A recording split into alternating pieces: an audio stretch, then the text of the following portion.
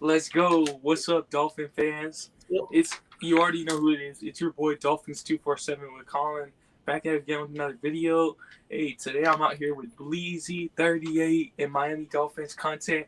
We're out here doing collaborations and doing big things. Today we're going right in on the Miami Dolphins versus Ravens Week 17 preview. Bleezy, what's up, bro? How you doing?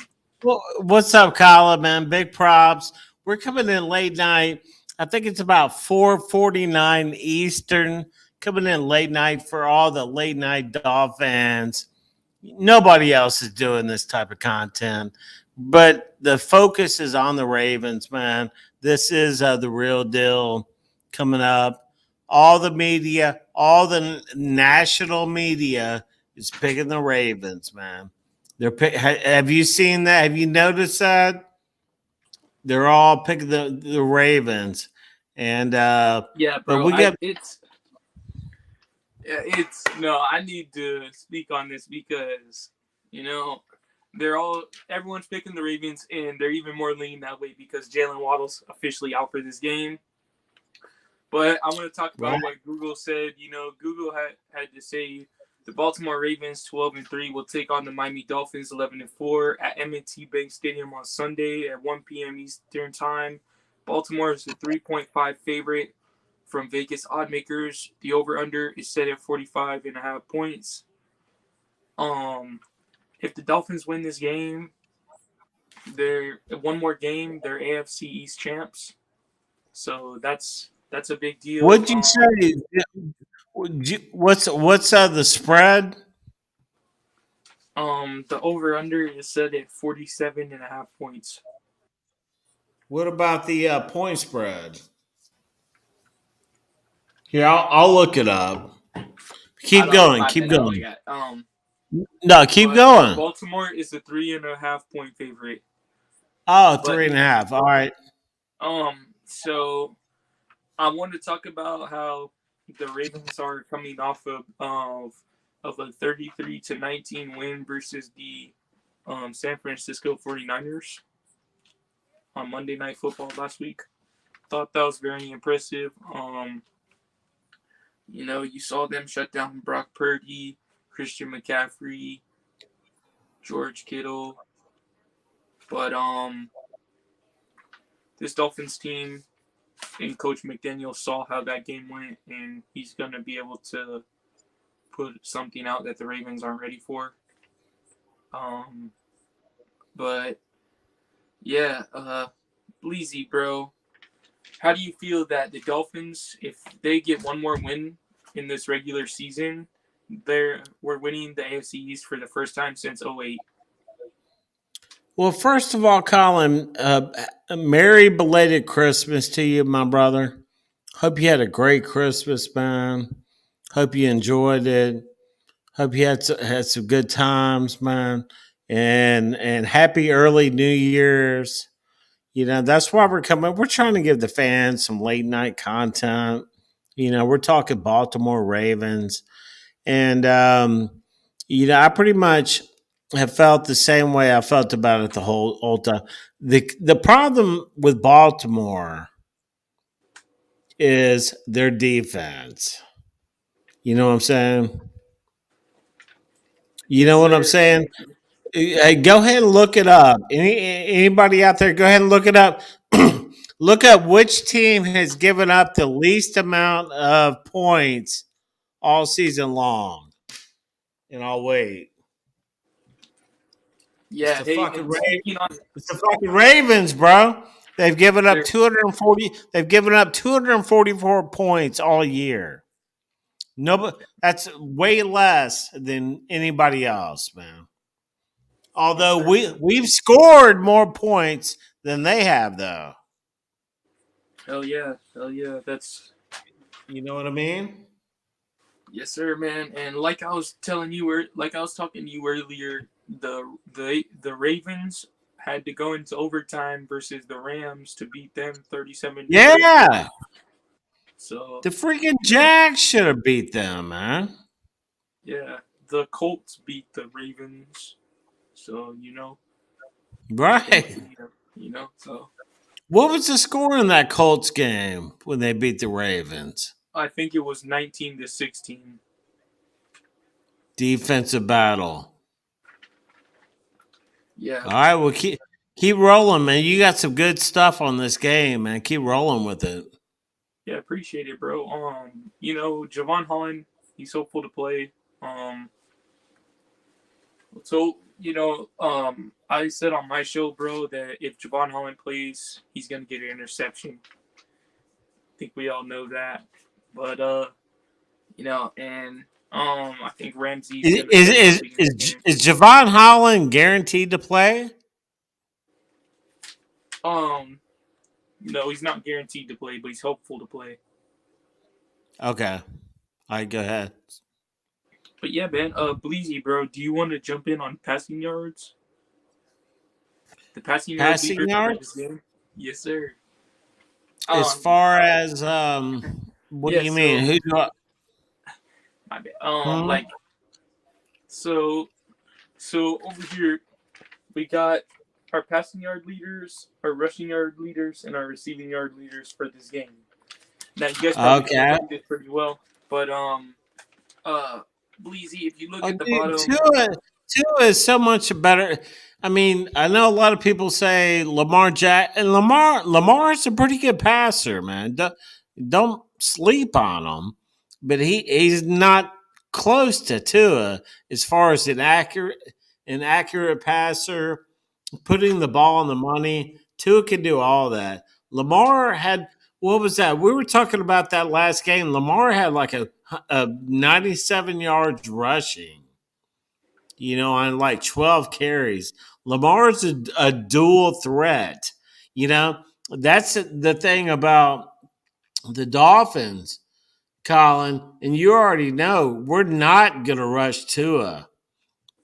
I heard one of the national sports shows talking about that.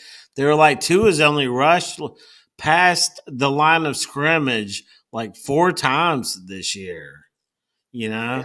damn. And, and other teams are going to be keying in on that shit, man, especially the Baltimore Ravens. But Lamar Jackson, he's a dual threat, man. He will run that bitch, and he can pass. You know, he's not a good a passer as Tua, but he can pass, man. Yeah, bro, like you said, I agree, and the stats go to show for it. Lamar Jackson has thrown 289 passes. He's completed 289 passes out of 436 for 3,357 yards, 19 touchdowns, and 7 picks. And Tua, he's completed 349 passes out of 495 for Woo! 4,214 yards, 26 touchdowns, and 10 picks. So, Hold on, stop right there. So Tua has 4,200 yards for the year, right? yeah, Lamar has Compare 3,300. there you go. I didn't And know Tua was. I didn't know Tua was sitting on 4,200 for the year right now. yeah, it's That's pretty crazy, strong. bro. That's MVP But type that shit. makes us really happy. But you want to know what gets scary? It gets scary next. You know why? Okay, why? And because it's like you want the good news or the bad news first. The bad news. The bad news: the Ravens rushing yards leader is Lamar Jackson. He's had 142 carries for 786 yards and 5 touchdowns. Yeah, So I was just talking about that. this guy's a monster. Two players in one. So we're gonna end up putting a spy on him. Yeah, bro. Like you were saying, man. Jerome Baker. Yes, sir. And here's the good news: the Dolphins have the best running back in the NFL. Raheem Mostert, he's had 209 carries for 1,012 yards and 18 touchdowns, which leads the league in rushing touchdowns. Yeah, let's go surf Is Raheem it? Mostert. Yes, Do sir. you have an injury? Do we have an injury report? I know normally CT does that, but what do you know anything about it?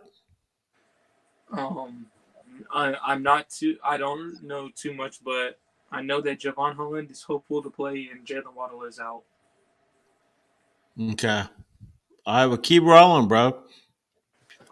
So the last thing I want to jump into is receiving yard leaders because the Ravens they do have a nice rookie receiver in Zay Flowers, which he's had 74 receptions for 752 yards and 4 touchdowns on the year.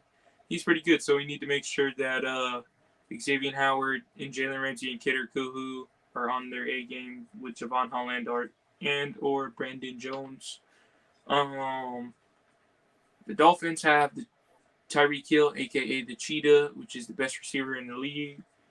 He's had Mm-hmm. 106 receptions for 1,641 yards and 12 touchdowns. So leads the league in receiving touchdowns. Um, yeah, that's so after saying the passing, rushing, and receiving yards, I'm gonna go ahead and give y'all my prediction for this game this Sunday. I think the Dolphins are gonna win this game. I think it's gonna be by a score of 38-28. I have to stick with this score because when I did my preview, I I I thought Jalen Waddle was just questionable, but he's out. But I'm still rocking with the same score. I think um guys like Chase Claypool, Braston Berrios, I Cedric would Wilson are love gonna to step see up. Clay. I would love to see Claypool step up and make a big play. Hell yeah! Hey Bleezy, what's your score on this game, bro? And what do you think is going to be the key matchups to look for this Sunday at 1 p.m. Eastern time? Right. The key matchup is our offense against their defense, man. And I think it's going to be hardcore. We have a good defense too. Uh, 24-21 Dolphins. Yes, Bet. sir. It's So do going to you be think? hardcore. I think it'll go to the end. I think it's going to be a dogfight. But yeah, that's where I'm at all Hell day. yeah! So you think Jason Sanders is going to hit the game-winning field goal? Probably. Yeah. Yeah, yes, Yeah. sir. Two. Wouldn't So that be 2 weeks in a beautiful? row. Yeah. Yeah. Wouldn't that be beautiful? I think it'll be kind of low scoring. That's why I'm saying 24-21. Right in there. I think plays will be made. And so, yeah, that's where I've got it. What are you Heck yeah. Who? thinking? Yeah. Like I said, I think 38-28 Dolphins. But what do you think is a player to look out for? A Dolphins player to look out that the Ravens should be looking out for that might not have the biggest name in the NFL, but he's a guy to watch out for this Sunday that's going to show up big. A Chain. Yeah, A Chain. that was the first name that comes to A mind, bro. Chain. Yes, A sir. Chain's about to pop off. Mostert's about to pop off. And like we were talking about Claypool, man, I would love to see Claypool pop off. We need him to. Smythe, we need him to get his. Tyreek, let him pop off. All of our weapons, man. And then on defense, man, you're saying Holland's going to be back. That Yes, sir. do we are we going to have X and Ramsey? Are we Yeah, good yeah, and I'm there? hoping, I'm really hoping that Duke Riley steps up big, bro. We're gonna have X and Ramsey out there, but we need Oh guys like my Duke God, Riley to we're step up solid, big dude. to keep a spy on Lamar. We're solid, dude. We're gonna have X and Ramsey. We're Yes, solid sir. as a rock, bro. Yes, sir. Yeah. So yeah, Bleezy. Other than that, man, I do want to talk about some of the other games coming up this Sunday. Just some games that the Dolphins should be Dolphins fans should be watching, bro. Okay. All right, man. So this Sunday at 1 o'clock we have the Bills. The Bills are playing the Patriots, and let me tell you what: if you're a Dolphins fan, you should definitely be going for the Patriots in this game because if the Patriots win versus the Bills, the Dolphins automatically win the AFC East. So It's a 14. It's a 14-point spread on that one. Yep, the Bills are favorited by 14, but we all saw what happened to them versus Denver Broncos. So let's hope that the Bills can have another collapse and the Dolphins can turn it up and get this number 1 seed. And yeah, man. Other than that, it's your boy Dolphins 247 with Colin, and man, I hope y'all been enjoying this nice preview. Hey, you know what? You know what I think is about to happen? I think we're about to shock the world, and I think it's going to look a little something like this. That is looking very, very good. Very optimistic.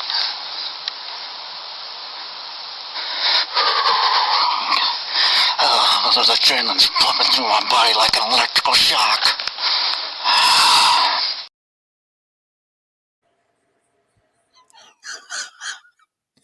That's what I'm talking about, baby.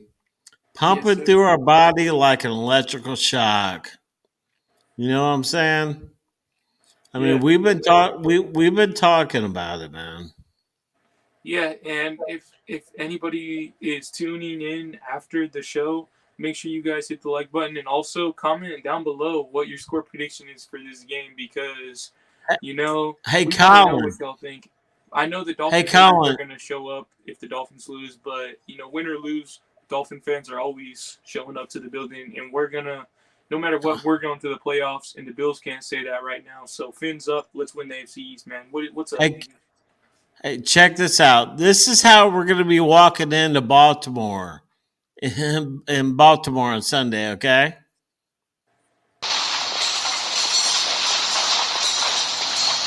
What are you doing? I'm getting bad. Better get bad, Jack, because you ain't bad. You're going to get fucked. You're bad. They don't mess with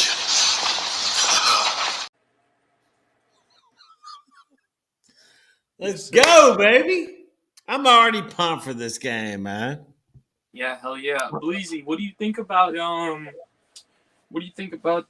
this they got a Saturday night game with facing the Dallas Cowboys and the Detroit Lions. What do you think about Saturday night football with the big game in the NFC? That's a big NFC matchup, right, man? That's a big NFC battle.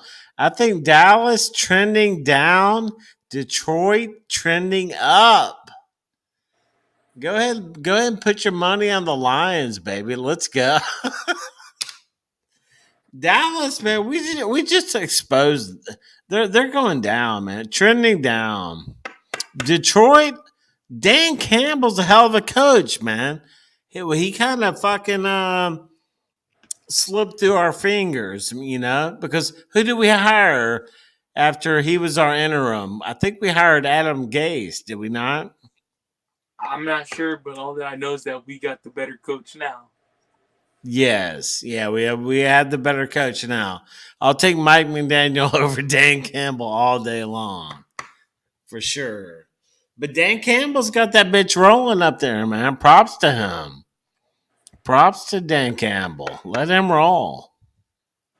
Yes, sir. Yes, sir. I would love to see fucking Detroit in the Super Bowl. We would beat the piss out of them. Oh, heck yeah, bro.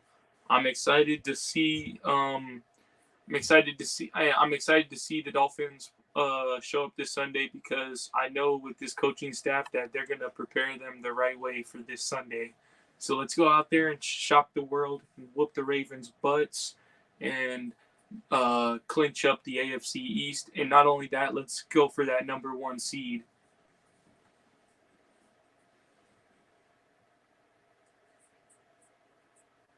I lost you for a second, Bleezy.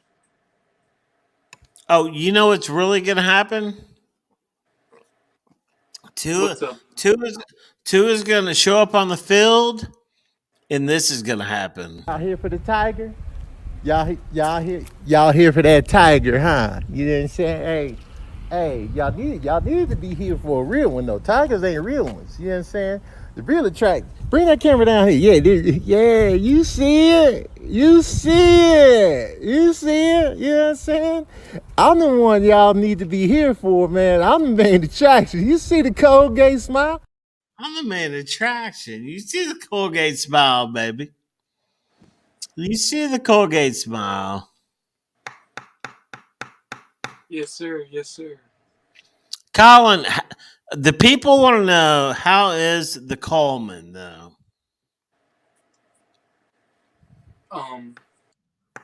Solid? Yes, sir. Yes, sir. You loving it? You enjoying it? That's the main thing. Yes, sir, bro. Of course, man. Damn right. Yeah, man. I'm very pumped up for this Sunday, bro.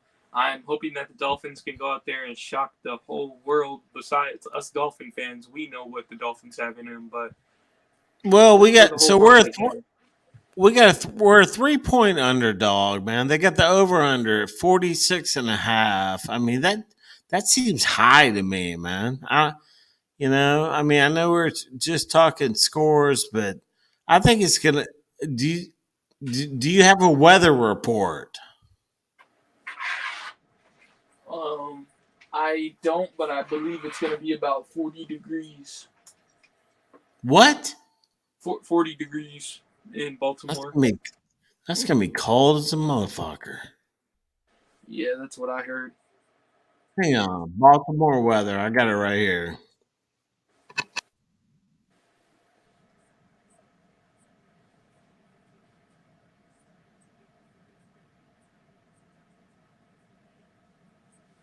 Shit, it's 43 where I'm at right now.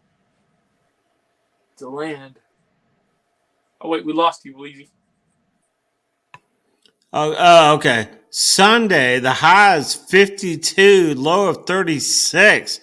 Game time is going to be up. That's not bad. About 50. It's going to be about 50 at game time. Let me check the wind. 7 miles. That's straight. 47. Weather will not be a factor, my brother. Okay. Yes, sir. Yes, You sir. You me tell you what's going to be a factor is going to be that defense, man. That Miami Dolphins defense, number one, and that Baltimore defense, man. Defense is going to win this game, Colin. Defense is going to win this game. Turnovers. Win the turnover battle. Tua, take care of the ball. I ain't even worried about Tua. Tua, go out there and ball. Throw a couple of picks. I don't give a fuck. But if he throws a couple of picks, we need to have 4 picks. And Lamar will throw 4 picks if it comes down to it. You know? Colin, what do you know about their run game? Talk to us about that. Hey, bro, their run game, it all evolves around Lamar Jackson. So if we can contain him with a guy like Duke Riley, Bradley Chubb, um, guys like that, bro, we're gonna win this game if we could do that. Contain Lamar Jackson, man. That's what it's gonna come down to, and it's gonna come down to Tua finding guys open and him having Tua Who is having Baltimore? Who's chemistry Baltimore's with the lead? receivers, bro. Who is Yeah, Baltimore's lead other than Lamar? Who is their lead running back? I'm not sure.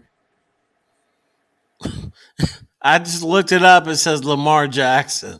It's crazy as fuck. You know? Yeah, it is crazy. All right, Colin. Well, man, I appreciate you coming on. I don't want to keep you all night, bro. I know you've been Hey, working hard. I know you're a soldier. hey, wait. I was right. I think we need Huh? to talk.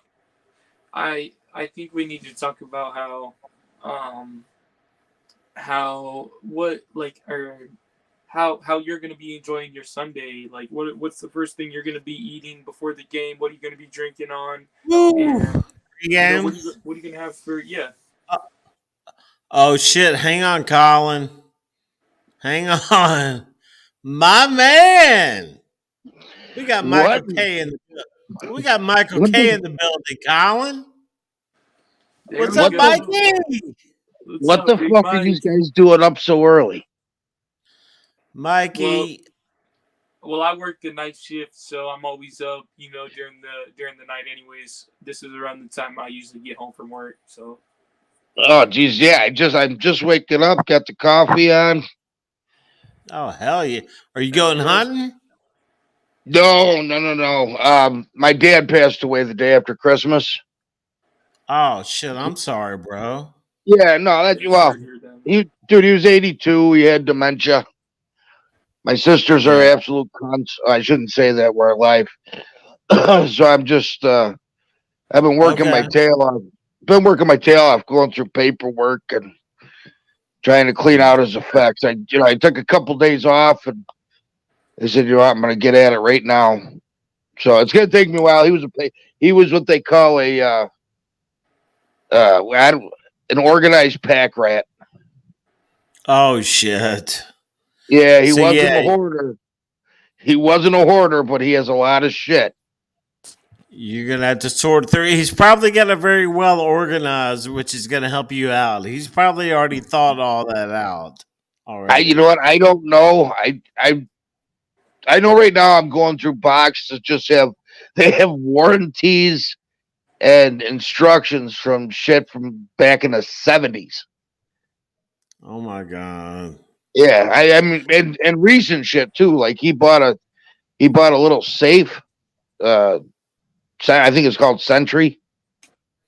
Yeah. Bought a little safe, probably in 2000, and I found that along with the instruction booklet to a Toro lawnmower that he bought in '81. You know what I mean? I'm like, just shaking my head. Yeah. Well, So man, my condolences, man. But it sounds like you're prepared to take care of it. I'm trying. Yeah, I'm trying. Coffee's ready. I Yeah. slept in his house. Slept at his house last night. So Okay. yeah, I haven't slept at his house in Christ, 12 years, 13 years. How old was he? 82. 82, man. Yeah, Yeah. my dad passed away at 75. Well, but yeah, my mom died 63. Oh, really? So yeah, so that was 2001. He spent 22 years without her. Right. And I don't hold on. I gotta sit up, fat ass. It's up on a couch. I don't have a bed here. Was your dad a Uh, big deer hunter? Was your dad a big deer hunter? no. He never. I never hunted with him. I fished with him a lot. I feed. He had a little episode. He had an Big episode when I fisherman. was young. He would. Yeah, he was a trout fisherman. Sweet. Yeah, Hell yeah. He liked walking the streams. He's the one who I taught me how love to that. fly fish. I used to do that in Arkansas. But fly fishing's awesome. White River. Hell yeah. A lot of trout over there. Yeah, so I didn't even get to. Well, I shouldn't say that because I've been getting to it for years. But I used to go and raid all his fishing stuff, and I don't know where any of his rods are. They're probably in the basement. The basement's a different story. The basement is Shit, not so organized. he's probably got some fucking classic fucking fishing gear, probably. I know. You know what? I know he's got a couple of He's got a couple of bamboo fly rods that are worth some cash. Worth some money. I'll take Lures those. too. Not so Lures, much maybe. lures. No, not so much lures because he was more of a fly fisherman. So Yeah, right. you know what I mean. So he didn't have, he Right. didn't He musky went. fish and have the big plugs and Gotcha. whatnot. Gotcha. Yeah. Yeah, that's cool, man. So, but I'm working my way. I don't know if I'm going to keep the house or I'm going to sell it. I don't know what I'm going to do yet. Where, if you don't mind me asking, where's the house at? House is in Kenmore, which is a little town just south of Buffalo. I mean, I'm sorry, north of Buffalo. By a mile. What is it? Is it on a bunch? Is it on a bunch of acreage? No. He lives it's in the city. Okay. It's in a city. In fact, he's the first. His house is the first street between a 6-lane and a 4-lane. Like a 4-lane and 6-lane intersect. 4-lane and 6-lane intersect. And he's the first street off of that. So everything's here. I mean that's a tough call. You should probably hang on to that bitch. Look at that fireplace. What's that? No fireplace. How about that fireplace? Yeah. Yeah, no, he doesn't have a fireplace here. But I got a corn stove in my garage. It's cold outside. It's 43. No, I'm talking about Colin's fireplace. Oh, hold on. Look. Oh, an electric one. Yeah. What's the temperature there? 43. Colin got a Coleman camper, bro. You didn't know about that, Mikey? No, I haven't been around since that fucking green rat and CT pissed me off. Alexa, what's the temperature? Yeah, I know. Hey, you're always welcome around here, bro. You know that. Right. They just pissed me off. Green rat is such a I ain't even gonna get into it. But you know what? He motherfucks. He motherfucks other shows. This pissed me off, dude. Motherfucked another show and then he shows up there. Yeah. And then he shows up at the other show. That's to me that's just bullshit. I can't keep up with all the shows. Yeah, but no, Colin went out and bought a fucking Coleman camper. No, is it a pop? What I did was I put a down payment down to finance the trailer, and so I got accepted, and so now I'm gonna be for the next 10 years paying $320 a month and then $64 a month for insurance. Oh, $64 a month for insurance? Yeah, and then $300 for monthly payments. But if I do double payments, I'm gonna get it paid off faster. Well, yeah, obviously, and I would do that because you don't pay as much for interest. He's got a full kitchen. He's got a fucking shower, shitter. I mean, fucking queen size bed. Is it a travel trailer or is it a fifth wheel? Travel. It's a travel trailer. So all right, so it doesn't. You don't hook it up you hook it up to the bumper of a truck. You don't hook it up into the bed. Right. Okay. Yeah. 10 years. They finance those for 10 years. Yeah. Fuck, man, that's crazy. Yeah. So what are you gonna? Are you gonna live in there? Say that again. Are you gonna live in it? Yeah, that's what I'm doing right now, man. I'm gonna get my TV mounted and stuff, but that's my bed over there. My kitchen right here. I'm sitting there right now. Oh, dude, that's totally cool. So what made you do that? You wanted out of your mom, or she kick you out? Right. No, well, he's able to keep it right beside his mom's house, right, Colin? God, that's great. Yeah, dude, that is fucking great. Until I got everything going for me to where I can go to an RV park or something. That's perfect. That way he can roll in his mom's house, fucking eat dinner and shit. Go back out there and play fucking Madden. Come Yes, on sir. here. Well, that's the. Oh shit! I just fucking that overfilled my coffee. This is gonna get ugly here. Oh fuck! Yeah, go play Madden. Go and eat. Now, what do you got to do? Are you got hookups for your gray tank and black tank so you can just? Are you I'll using your just have bathroom? to. Are you using your bathroom, or you're going to your mom's to drop a deuce? Well, I haven't used my bathroom yet, but I've been still going inside. But soon I'm gonna use it. I'm still gonna hook up to the city water and stuff. For some reason, Hey, I got. Colin. What's up? I I I just want you to know, he's not fucking with you. He rebuilds fucking big ass boats and shit. He knows a lot about this, and he can probably help you with Oh anything yeah. you need. Oh Yeah. shit! Are you there? Fuck! Hold on. I didn't shut you down, did I? No, you're there. You're not on my screen. Hold on, I'm looking. Well, oh, there you are. Okay. Yeah. You need any questions? You get a hold of me. But you're not going to be rebuilding anything, obviously, because it's brand new. Right. Right. But yeah, why aren't you hooked up to city water yet? It's just a garden hose. Colin, you here?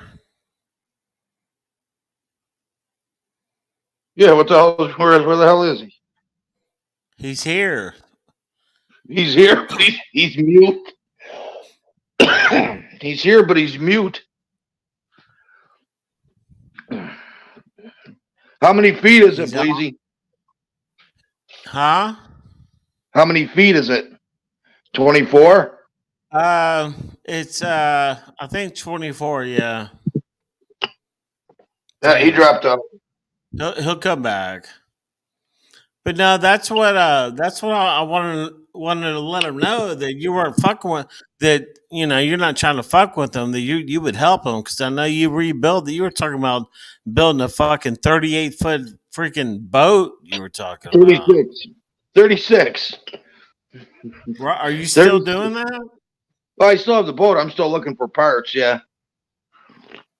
Damn. Yeah. Where? I'm still looking for parts. It's going to take a while to find these parts. Well, yeah, I told you that for the giddy up. I said that's a hell of a project right there, my friend.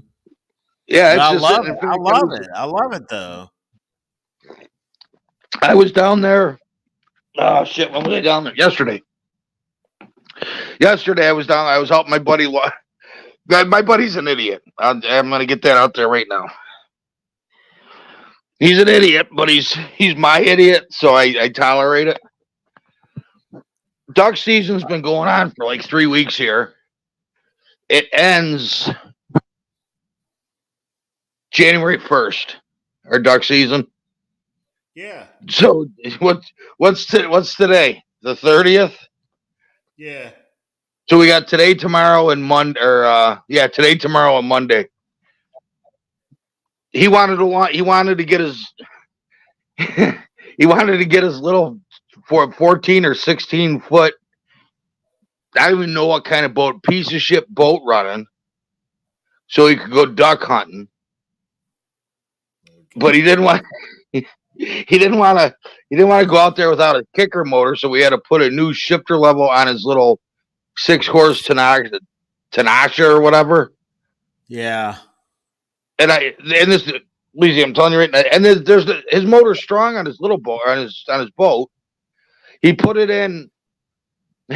He put it in at a launch that's about a mile upriver from where he's hunting in my buddy's marina. Yeah. So we spent all day yesterday replacing a shifter handle in a little Tanasha 6. I was like, "You gotta be kidding me!" I said, "I got shit to do." So that's what. That's what I'm saying. Colin, you here? Yeah, I'm here. So did you hear what we were saying about Mike knowing how to do all that shit? How come? Well, number one, how come you're not hooked up to city water yet? Just because because I still need to empty out my fresh water. What's in your freshwater tank? It's full of water. Yeah, but hold on. But if you have city water, isn't there a bypass that you can? Yeah, but I still need to go empty my fresh water. Well, no, I don't think you have to empty your fresh water because No, but I want to. I want to empty the fresh water before I start using the city water why? because I'm not going to be going anywhere soon. So I need to empty out the city water or the fresh water. Well, how does it?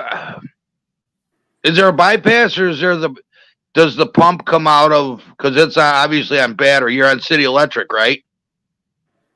Yeah. So there's a pump, correct? There's an electric pump that pumps your water. Yeah. Okay, so if I'm not mistaken, the city water fills up your water tank. There isn't a bypass. So why wouldn't you just start putting water in there and just keeping your tank full? Because you don't want to burn that pump out. It's a good point. Does that make any sense? Kinda. I turned off the water pump, I'm pretty sure. Well, if you turned off the pump, you wouldn't get any pressure.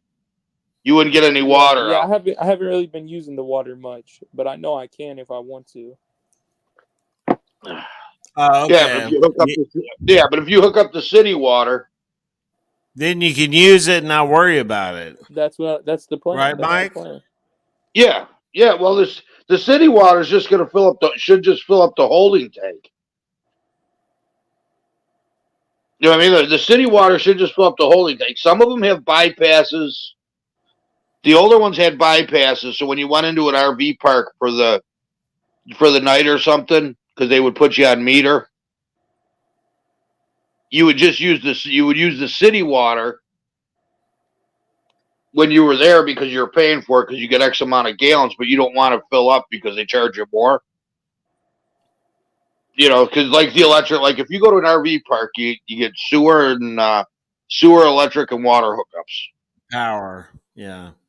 And it's all metered, so you would have a bypass, so you get X amount of gallons of water, we'll say, for the whatever your stay per day or whatever. Right, and if you went over that, they would charge you for it. Right. Pay for that. You know, so there was a bypass. I don't think they have bypasses now. I'm not sure. They might still. I haven't seen a new camper in a long time. I don't know how the new campers work. But usually it would just fill up your. I mean, Colin, what is your plan as far as the water? You trying to just not mess with it right now?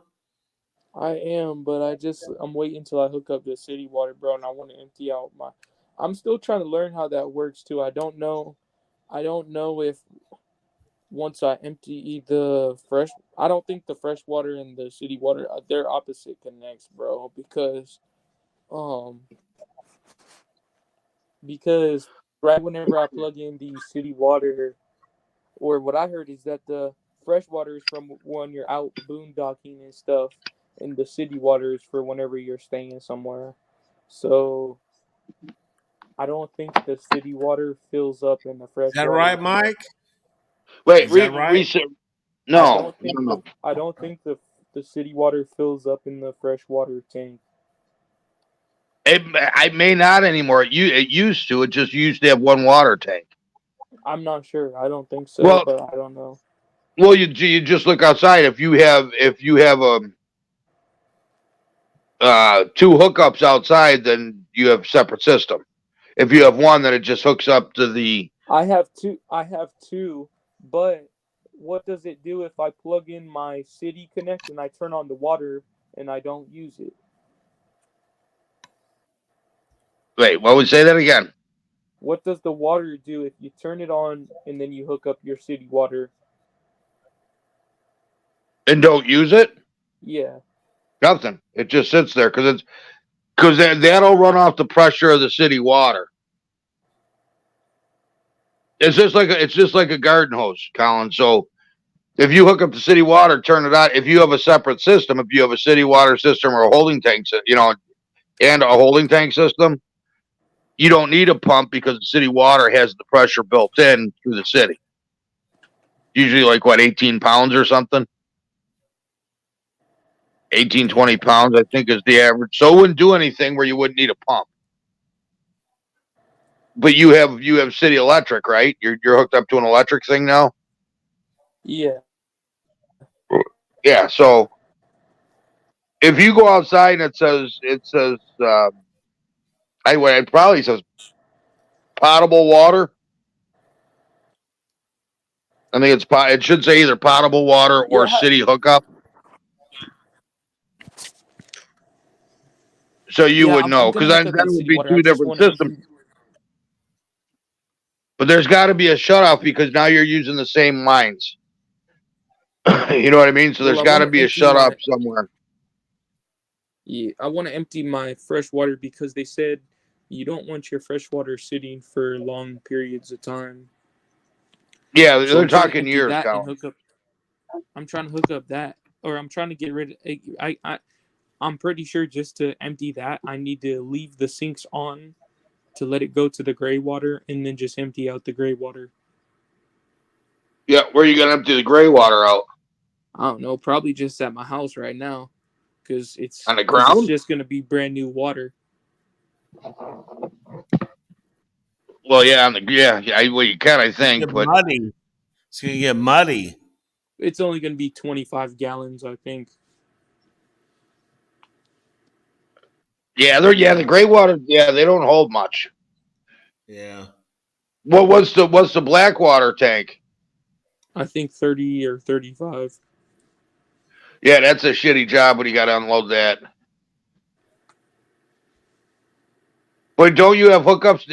Obviously, you live in Florida, so you got septic system, correct? Yeah. Can't you get an adapter to pump it right into your septic system? You go somewhere once your tank is full and you pay and then you dump your shit. Yeah, it's probably like $8 or $9. It's probably like $8 or $9 to empty the tanks. But where, how you towing that thing around? You don't have a pickup truck, do you? My mom does.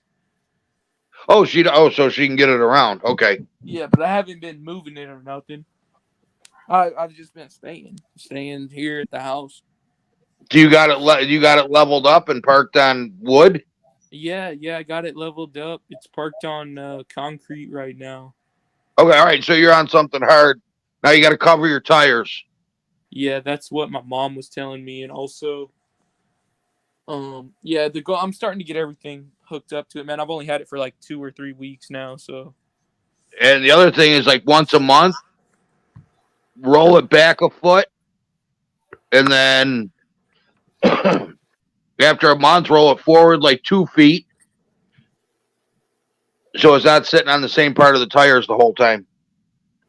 All right. That's a little inside trick because tires will go flat, and you could shift belts unless you keep tires inflated. Good tip. Just from sitting. Yeah, I've been doing this a lot of years. Even we do it with our trailers at work. If a trailer doesn't roll, we move it.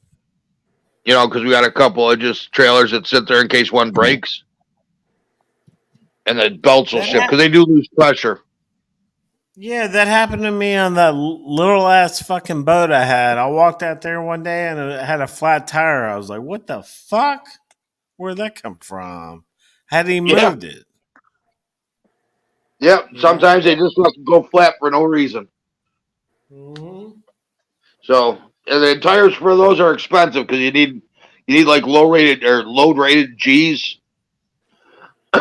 You can get away with E's when you got to buy them, but G's are way better because it holds more weight. So you go with G's, not E's. I didn't know the water.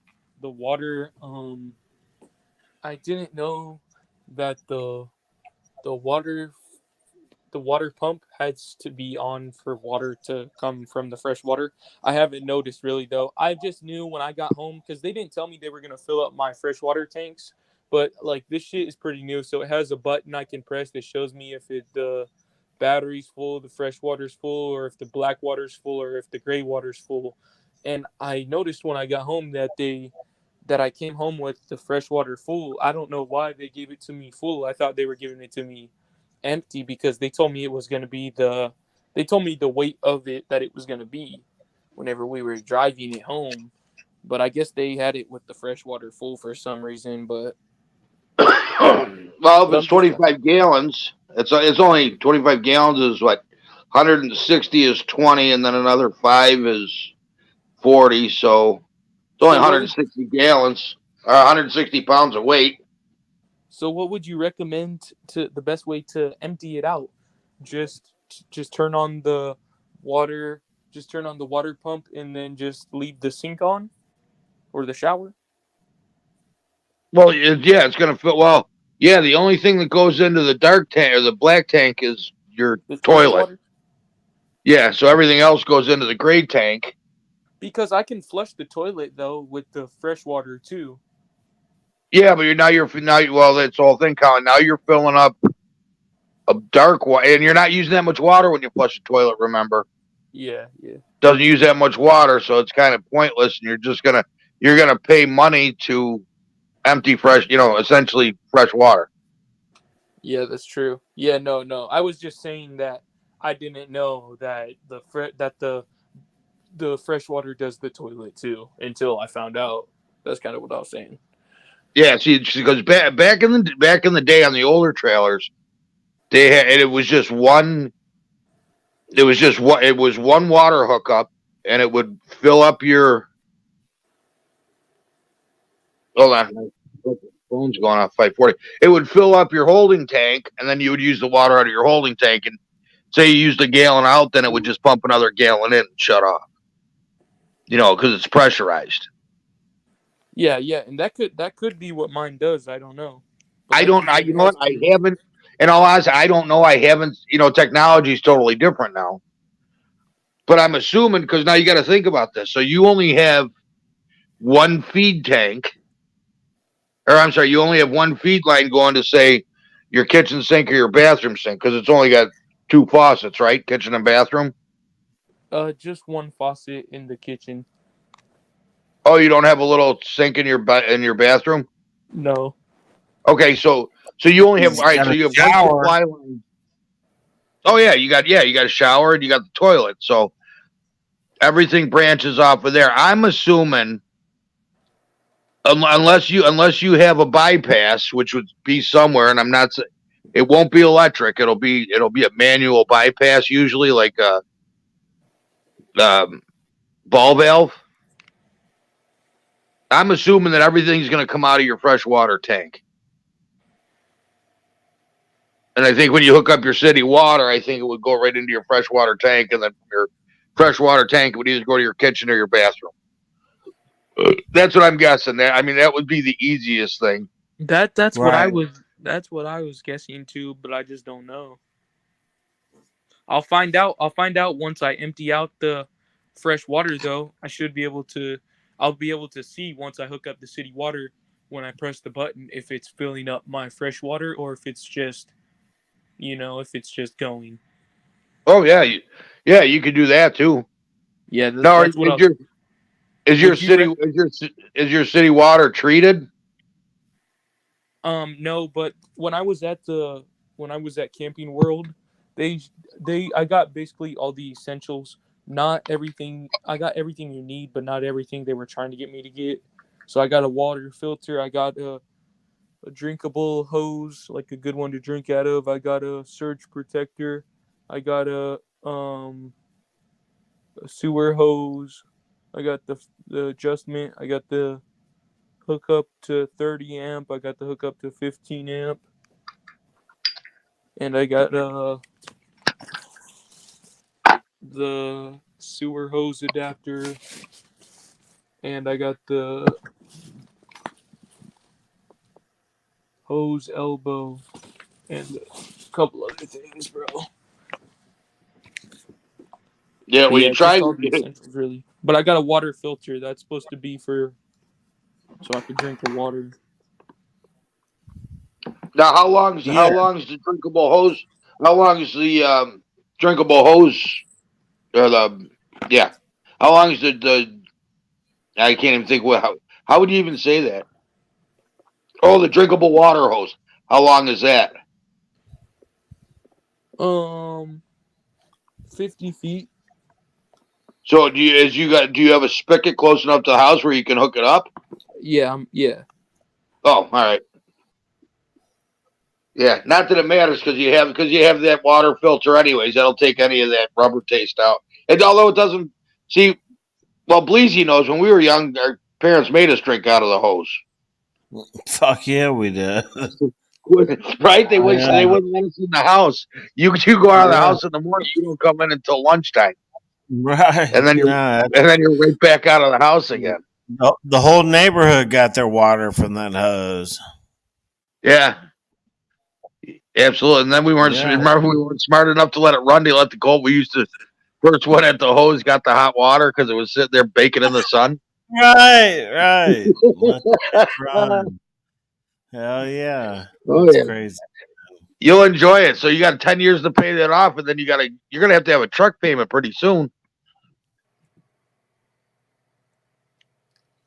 What length is it? 20, Look at that 26 fridge. How about that fridge? Hold up. What'd you have in that fridge? Oh, I missed it. Show that fridge again. You showing us your shower? Oh yeah, okay. Nice shitter. That's a nice Shitter's shitter right cool. there. You need to get a cushion on that thing. Yeah, let's see that fridge again. And what length is it? 26 What is that? feet. Is that the main bed? That's a queen size bed in that bitch, right? Microwave. Oh, it's 26 Microwave? feet. Yeah, I think so. Nice. Two burner stove. It's got like a 3.5 cubic foot fridge. There you go. Nice.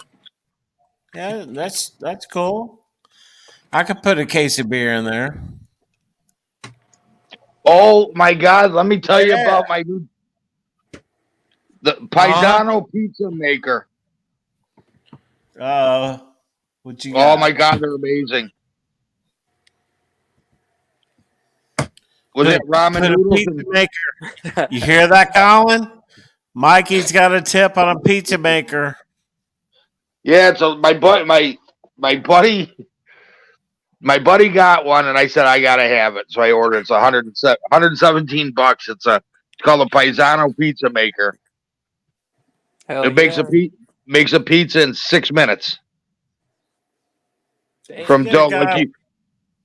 If you get a guy from Buffalo telling you he's got a good pizza maker, you better take him up on that. Yeah, you go to Aldi's. You go to Aldi's and they have pre-made dough. Yeah, If you have an Aldi's, by by me it's $1. I don't know what it'd be by you. I've got an Aldi right down the street. Yeah, they got pre-made dough there, and you just get some spaghetti sauce, some Aldi's cheese. Aldi's cheese actually sprinkles really good. And What's pepper. Oh what's my the God. name of, what's the name of the device? Paisano pizza maker. Piezano.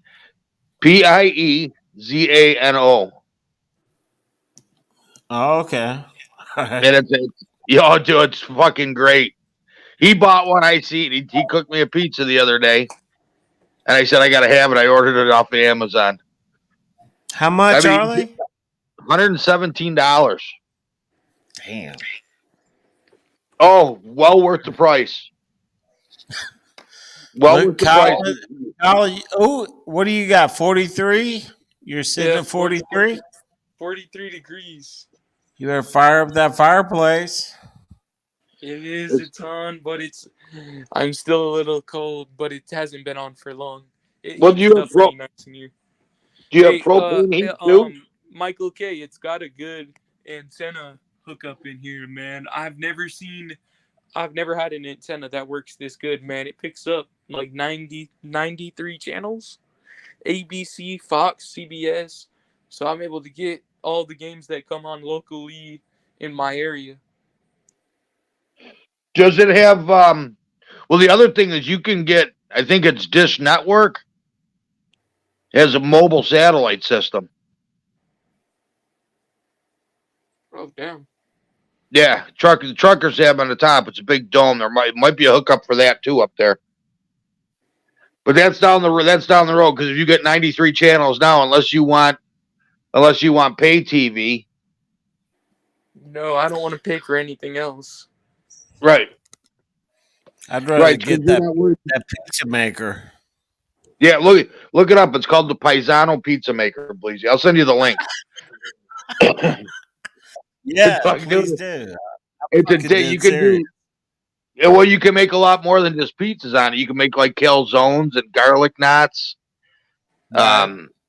The only thing you can't do is you can't get any oil, butter, or grease on the stone, Okay. and you never clean it. So, You, Colin, you are you cooking in there? Have you cooked anything in there yet? Or are you staying away from that? No, but I'm gonna be using the microwave. I got some things in my freezer right now that are meant for it. I I literally mean, just because you got a 2-burner stove in that bitch, don't you? I got a 2-burner stove that uses propane, but I haven't used the propane yet. Oh, propane. That's right. Yeah, you need to get a grill to set it outside that bitch. But yeah, I'll use the propane stove soon. Hmm. I'll be cooking up some eggs. Cooking up some eggs and Mike, bacon. yeah, Mike, any other advice for Colin? and just enjoy it. Hell yeah. I only know the shit. I just sent you that link. Okay. I just want to fix it. I don't know how to enjoy anything new. I can't afford any of that shit. I get used recycled stuff and I make it new. Damn. Yeah, me too. You know what I Me mean? too. It's a Usually. lot easier. I can save money. Then you know what? And that's one thing my dad did teach me. I think. Let me think now. I think of all the years in his 82 years, I think he's only bought 3 brand new cars. No, 4. He bought 4 brand new cars in at least the 50 years that I knew him.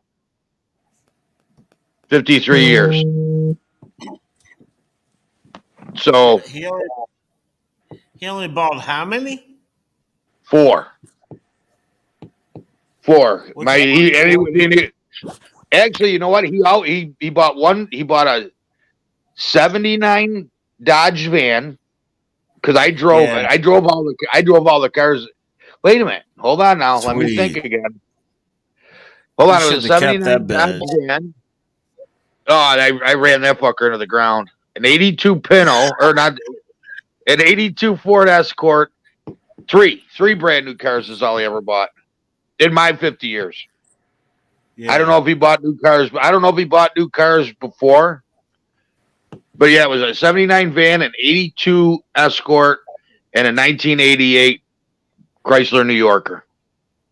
Damn. And those were for my mom. The van was his.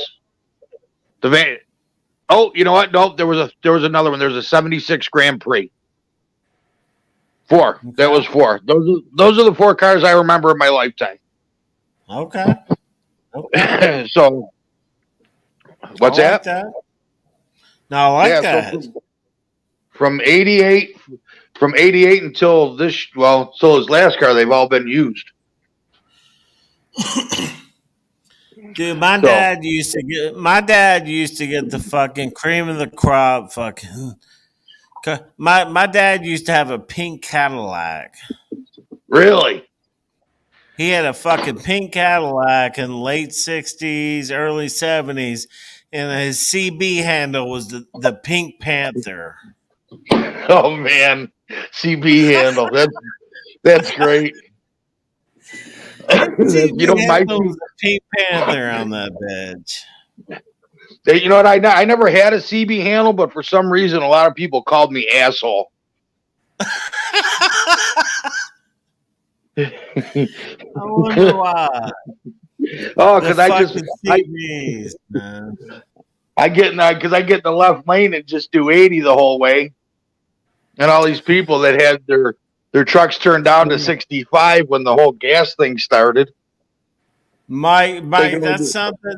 Mike, that's something the younger generation will never, ever, ever have a clue. And I hate to lie. I'm not trying to, you know, but the CB deal with the communication with the CB radio from trucker to trucker or truck to truck or oh yeah. even normal vehicle. You know, that was a whole language. Oh hell yeah! And you know what? And it well, I guess there's federal law. I don't know. It just came across the emails like a week, 2 weeks ago, something like that. They're trying to make a federal law that um all commercial trucks over 26 feet. I think it is over 26 feet in or 12. All commercial trucks over 26,000 pounds now have to be equipped with a CB. Yeah. Because now a lot of times, especially in the winter months, like up in Michigan's really bad on 75. A lot of them don't have CB, so they're just blasting down the road. They don't know that there's a problem up ahead, and it just causes these massive pileups. So that was our old school. That was YouTube back in the 70s with CB radios. oh, hell yeah. Hell yeah. I remember driving down to Florida for vacation with my dad and his brother, my uncle. They would have CBs so they could talk to the vehicle, talk between each other. Yeah. You know, like they tell you where the cops are. They tell you where the cops are. My dad would go on there and he'd be like, "What's it looking like northbound?" Because they'd have their own lingo, you know. They'd be like, "What's it looking like northbound?" Yeah, you got a Christmas present or a plain wrapper. You got a plain wrapper in the center median. Yeah. Smoky. We got smoking. Kojak. That's crazy as hell. Kojak with a Kodak. My dad did have a pink Cadillac, and his CB handle was the Pink Panther. Did he? That wasn't factory. He had it repainted, right? I think it was factory, bro. Really? That could have been. My dad didn't play it back in the day. He fucking bought the cream of the crop, everything. Oh my god! You know what, Mike? Check this out. You would appreciate this. My dad's go-to deer rifle was a 7mm Belgium. Browning. What is it? Browning Belgium. Yeah, Browning. I got an A5. I got a 1965 A5 12 gauge. And my brother gave that to his son for Christmas. He got it redone, put a new scope on it. Yeah, Browning Belgium 7mm semi-automatic. No shit. Really?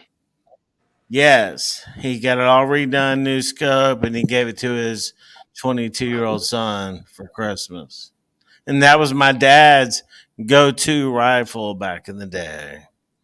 Now, that's somebody said. He didn't fuck. Oh, go ahead. No. Browning. My dad. That was the gun that I have was my dad's last gun when he hunted. But he was a water. When he hunted, he was a goose and duck hunter. Yeah. You never. My mom was the deer hunter. She. Well, my dad was a fucking duck and get.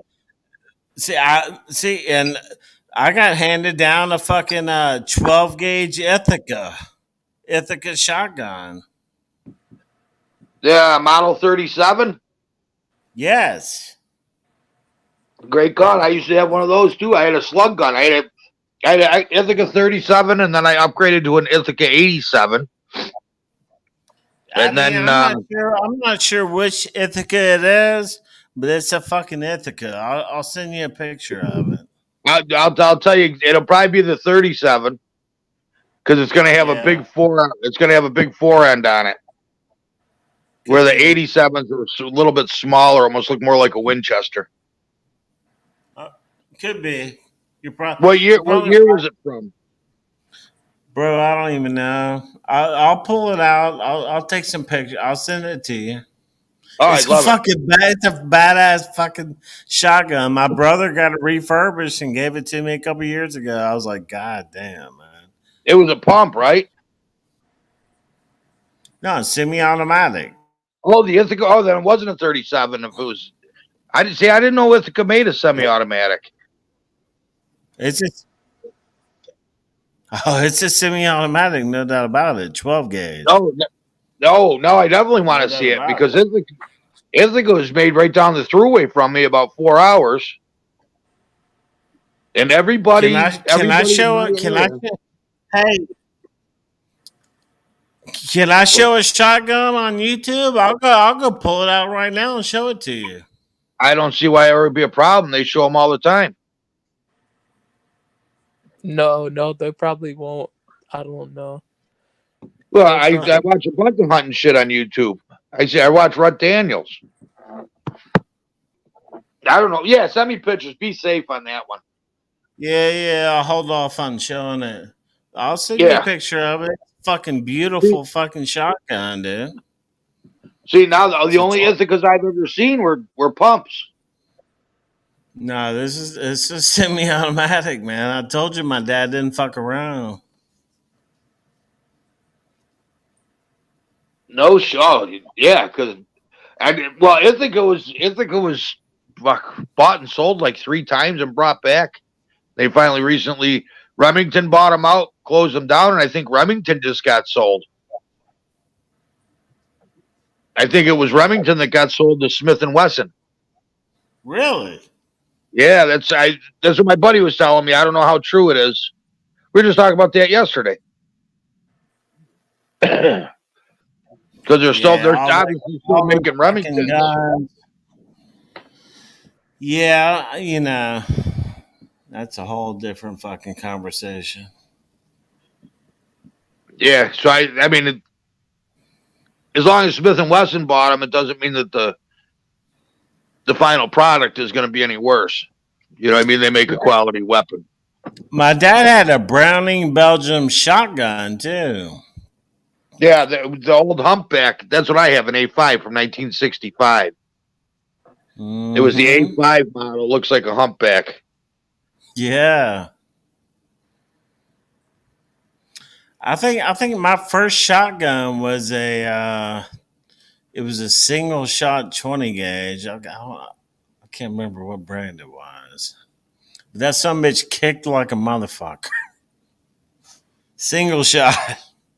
Oh yeah. There's no gas there. Yeah. You don't have the spring. Oh yeah. No. No. That's no. Yeah. That's no bueno, as the Mexicans would say. That's what my dad gave me, man. When I went on my first dove hunt, he was like, "Here, this is where you shoot." Well, my buddy bought a 10 gauge Mossberg for turkey hunting. Yeah. With 3-inch magnums, a 10 gauge 3-inch magnum. He shot it one time. And sold it. He said, never again. I said, why would you even buy that? He goes, well, he goes, I wasn't thinking. You think about what a 12 gauge is. Now, we all shoot Benellis. We got Super Black Eagle 2s for duck hunt. Yeah. So they're I see it. I got I shoot left-handed. So okay. I wasn't going to buy one. They're expensive out of the box. If you go to a gun store, Benellis are fucking expensive. Well, my buddy was a FedEx delivery guy, and in his route, he befriended this dude that was big time hunter, big time gun dealer. Top of the morning, back it up, Benj. Top of the morning, back it up, Benj. Welcome in. Oh, I see. Where do I see him?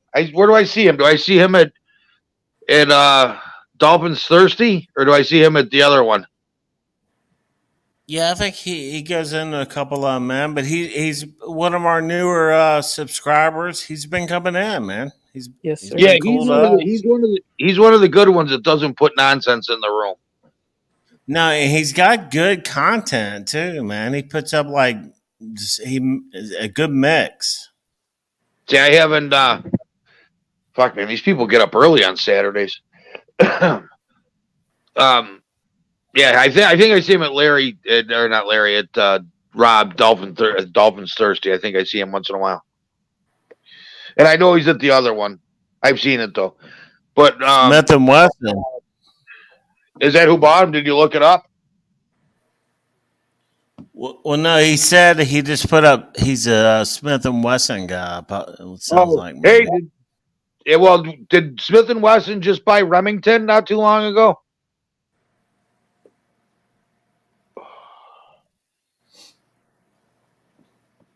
I never owned any Smith and Wesson. Never. I don't know why. No, me neither. Never owned them. I forget what we were talking about. The gun. Thanks, Jen. He said not sure. He said not sure. Oh, yeah, I'm gonna have to look it up because we were just talking about it yesterday, so I didn't have a chance to look up to see that because I think it was Remington bought out Ithaca back. Right. No, that's what you were saying. They're all buying each other out. It's about to be who knows what, man. That's what I was saying. That's a whole different conversation right there. Yeah, and I think I'm pretty much done buying. Oh, yeah, so I got this.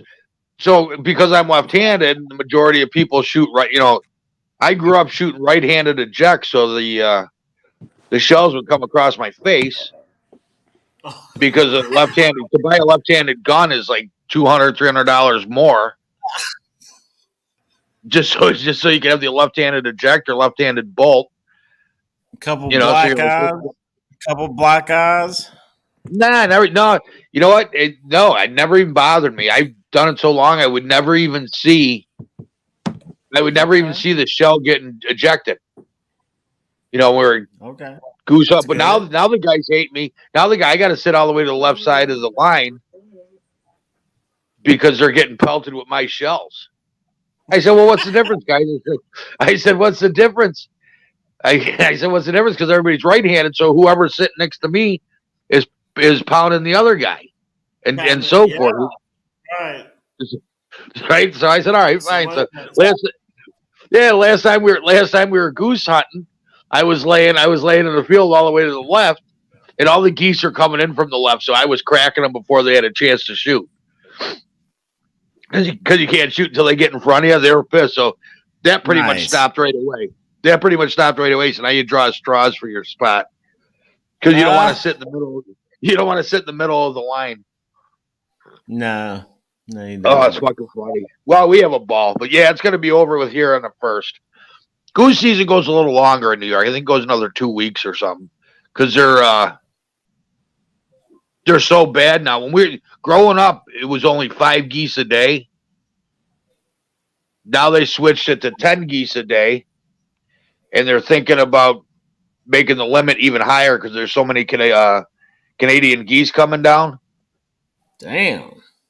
Yeah, it's ridiculous. Are you talking all Canadian geese? Yeah, the white and black ones, gray, white, black, and gray. Right. Yeah, I'm another one. So they're multiplying. Well, no, nobody hunts anymore, Bleezy. This generation is too soft. Oh yeah. If you think about it. They're thriving. Yeah. Well, these kids would rather stay home and shoot animals off of Xbox. Right. I don't even know if I ever told you, Mike, but just a vague story. My business partner's wife owned a bunch of land around Toronto. They sold it off, and he's got access to multiple state land up there. And they're fucking. He said nobody even hunts there, man. He said there's fucking moose and fucking huge whitetail shit everywhere. He's like begging me to come up there with him and go hunt, man. It's crazy. Oh, if you can go for the spring. See, I'm not allowed in Canada. I haven't been allowed in Canada since 91, 92. I'm what they call it. I'm an undesirable. I got arrested up there once. What'd you do? Beat the fuck out of somebody or something? Nah, I took the worst of it. But we all got arrested because we got in a fight in a parking lot. And we all got arrested, and they said you can either go to trial or you can get kicked out and not not come back. So we decided not to come back. So you can't go to Canada? No, I have to go through. I have to go to the. Here's what. Get this one. This is how smart government is. The Canadian Embassy for New York State is in New York City. Why wouldn't it be somewhere that the Canadian border where it actually touches Canada? Yeah, of course it but is. It's a $3,000 application fee. Well, it was. It might be more now. So you pay that, then they review it, and then you get called in for a meeting, and then at that point they decide whether they're going to grant you access to the country or not. So I'm essentially just giving $3,000. Back it up, Benj. Here in Jersey, black bear hunt very controversial. What are your thoughts on the black? I mean, that's the same in Florida, man. People are mixed about the black bear hunts. They don't like it, See, now in New York State, in New York State, back when I was younger, say our deer season opened. It always opened the Monday. Well, no, shit. It was always a Monday opener, and it always opens before Thanksgiving. So it's either, depending on how the week falls, the Thanksgiving week, it's either 3 days before Thanksgiving. It was either 5 days before, because it's changed now, because now it's a Saturday opener. But either way, you couldn't hunt black bear until the second week of gun season. So if it opened, say, Monday the 10th, you couldn't hunt black bear until Monday the 17th. And what that did was took a lot of hunters out of the woods because they already shot their deer. Right. But now the bear population's so bad in New York now it opens on opening day. Well, you heard about what happened in Florida, like about 8 years ago? Because there's no bear hunting. You can't, but they opened it up for 1 year for like 3 days, and like 500 bears were killed. Really? Yes. Maybe not 500. 3 to 5. It was a large amount. But they gave out permits. You had to get a permit, and they gave them out, and they thinned out the population. There's no doubt about that. They hit them hard. Look it up. Black bear. Well, I believe it.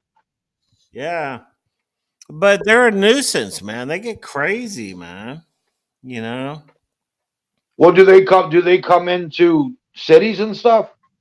Oh, they'll get your garbage, man. They'll fuck around. They get what the worst thing? The worst thing you can do is feed a wild animal. Right. And all of a sudden, people start feeding a bear, and then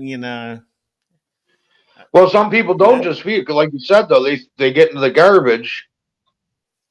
and they keep coming No, back because they know there's food right. there. No, exactly. There, it's not necessarily people feeding them because that's not really that doesn't happen often. But you're exact. They get in the garbage, man. They're starving, and they sniff it out, Yogi Bear style.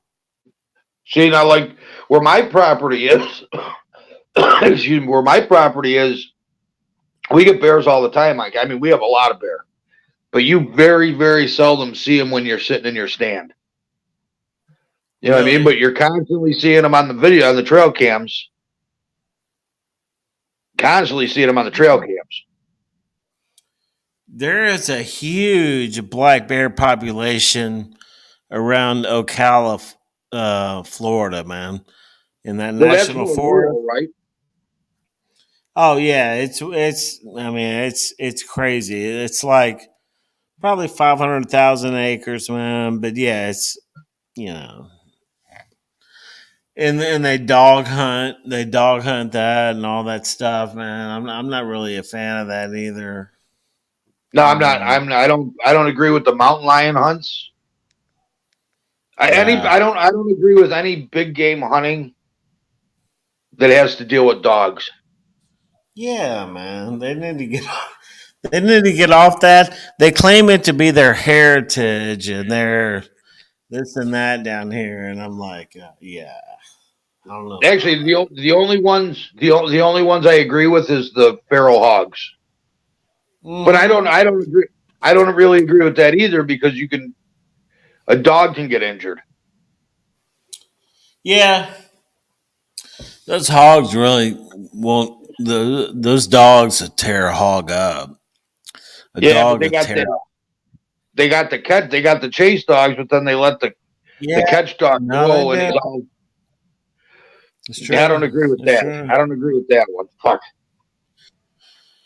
But when I went hunting down here. There's a wildlife management area called Rich Loam, and I went there thinking I could go bow hunt. I thought it was bow hunt only. It was gun season, but I thought I could go bow hunt in there. And I show up, and it's all dog. It's an all dog area. And I Wait, showed up, and they're like running, huh? they were running deer with dogs. Yes. Are you kidding Yeah. me? No, I'm dead serious, man. Oh no. Rich. Yeah, that's highly illegal in New York. Oh, I know, man. It's crazy. They still let them do it down here, but they do, man.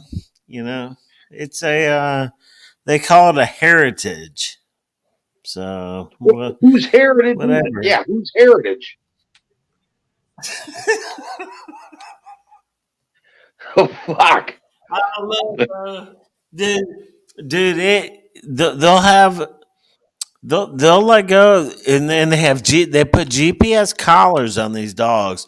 They'll let go about 6 dogs with GPS collars on them, and they'll go running through the woods, and they can track them. And they have a monitor at the top of their like by the rear view mirror in their truck, and they're sitting there looking at where their dogs are running to, and they'll go cut them off and then shoot the deer when they come across the road. Yeah, well, you know How what they do hunt coyotes with dogs here. Well, I agree with They that. got coyote dogs. I don't have a problem shooting coyotes. No, that was my buddy. Actually, he works. He does. He's an equipment operator, and he works. He works for the DEC. His company does a lot of Department of Environmental Conservation, and they do a lot of Yeah. like a lead abatement and dirty soil cleanups. Well, when they go out of town, like he was in New York City pretty much he hated it almost the whole summer, and he hated it because it was like 7 hour drive. So every Friday or every Sunday he'd have to leave, and they'd work 4 10s, and they'd come home on Fridays. They wouldn't work Fridays. It was his travel day, so he only still got a day and a half home each week. Right. And he met a dude that lives somewhere in Syracuse. They hired him because his drive was a little closer, whatever. So he's working for this company, and that's all they do is hunt coyotes in the winter with dogs with the GPS, and they get permission for big woodlots. Mm-hmm. I like that, man. I'm not a big fan of the coyote myself. Nah, they're getting bad here in New York. The turkey population's gone down. What's the turkey population like in Florida? Dwindling, going down, trending down, That's probably from coyotes and everything else. Yeah. raccoon. No, you're spot on. No. Hey, you're spot on asking that because there's talk about that. People are like, where's all the turkeys at? And it's good, and it's because people aren't hunting. And that's the whole thing. People aren't hunting, so every chance you get when you're deer hunting or small game hunting, they're always open. So if you see one, you crack it. You're not breaking the law. But there's no rabbit hunters anymore. There's very few duck hunters. Right. And that was the other thing. Them fucking assholes. They changed the duck season. See, our duck season used to not open until January 1st. Actually, it was December 26th. It was the day after Christmas. Duck season would open, but people upstate by like Binghamton and stuff, or not Binghamton, Watertown, like Lake Ontario. Right. They got pissed off because everything froze, so they wouldn't get any ducks flying because they weren't flying over frozen lakes. Okay. So they moved the season up like 6 weeks, 5 weeks or something like that, so they could hunt too. Now our duck season has absolutely it sucks because the diving ducks are just coming in now, and the season ends in 3 days. Right. So New York State has to they got to figure out zones and that, but because that's a federal bird, they can't have 2 different seasons in the state. I don't know how it works. Hey, what's up, C? How you feeling down there, brother? I'm chilling, bro. Like I said, He's laid. I'm used to staying. I work night shift, so I'm used to staying up during the night and sleep during the day. So I'm starting to get tired. That's cool. Hey, Colin, Mike, check this out. This happened to me just 2 days ago when I went deer hunting when I was in Houston. Mike, you would love this one because we were hunting on public land. And me and my brother were hunting a certain area, and he had a buddy that hunted a different area. And when his buddy was walking out of where he was hunting, because he was hunting on the edge of private land using the Onyx map, you know what I mean? He was walking down the edge, coming back to his truck. And some guy came rolling up on his 4-wheeler and said, "Who are you?" And my brother's friend, he said, "I'm a public land deer hunter." And he was like, "Well, he said, we all hunt back here." And he was like, "Well, okay." He said, "Well, I hunted back here today. I'm walking back to my truck." And the guy said, "Well, we all hunt back here, and we shoot a lot of guns, and we wouldn't want anything to happen to anybody back here." Are you kidding me? Dead serious. I would call the cops right away. And he was pissed. And he came because me and my brother rolled up. And we were sitting in his truck waiting on him. He texted my brother saying, "I just got in a confrontation." He came back and told us that shit. He called the game warden on that guy this morning, man. I would have. Are you still in Texas? No, I'm back in Florida right now. Oh, I would have called right away, especially if he was on public land. That happened we hunted Thursday afternoon is when that happened, and he was just walking back. He said there's a 4-wheeler trail, and which he was walking down, and he said that guy came rolling up from the private and came rolling right up on him. It was like, "Who are you? What are you doing?" And all that went down. Yeah, Texas is definitely a different breed. It is, dude. There's a certain there's certain parts of the country that they're just to me they're like Canadians. I don't like them. You know look what I mean? out for them. Stay away from them. Like if somebody goes on my property. See, now my property borders three sides of my property border state land. One of it, looking at a map, it will be the northwest side of the property. Nobody from public land's ever going to get on my property because it's such a far walk. They're not going to walk it. It's like 35. It's like 3,500 acres of state land.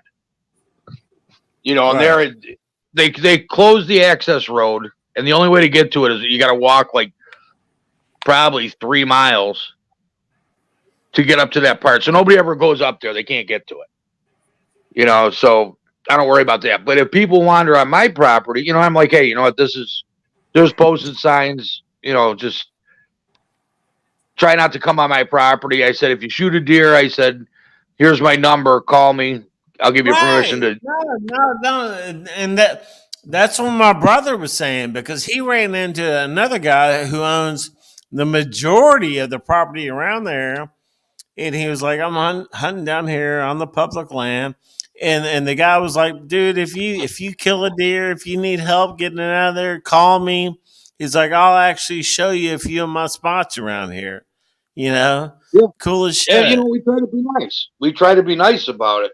In fact, one of my buddies was sitting. He's got 30 acres below me, and his property borders the other side of mine. His 30, yeah. But he's also on state land. And a dude shot a deer, and he said he was sitting in the stand. This is a couple of years ago. It's pretty funny. He said he seen the guy shoot at this deer. And he was totally on public land. He did everything right. And he heard the guy saying, no, because the deer turned and started running towards the private land, our land. Where he shot. He heard the guy screaming, no. So the deer drops dead on my buddy's land. And the guy goes, fuck. And my buddy said, hey, you're good. So they went down there. And he goes, no. He goes, he was running towards the car. And now he goes, no, don't worry about it. He said, I'll take the deer on the 4-wheeler. He goes, and he gave directions to our access road so the guy could find it. He said, just come and pick your deer up over here, or I'll just give you a ride down to your truck. And it was just cool. Now the guy hunts with us. Okay, yeah, man. Yeah, the guy hunts with us every year. He was by himself. He goes, nobody wants to hunt with me. And he's a cool dude. But he still hunts on public land. Exactly. Which is cool. You know what I mean? He goes, I'm gonna hunt there. He goes, I shoot deer on public. He goes, I appreciate it, but he comes up, he stays in my buddy's camper, because my buddy has a camper that's on his property.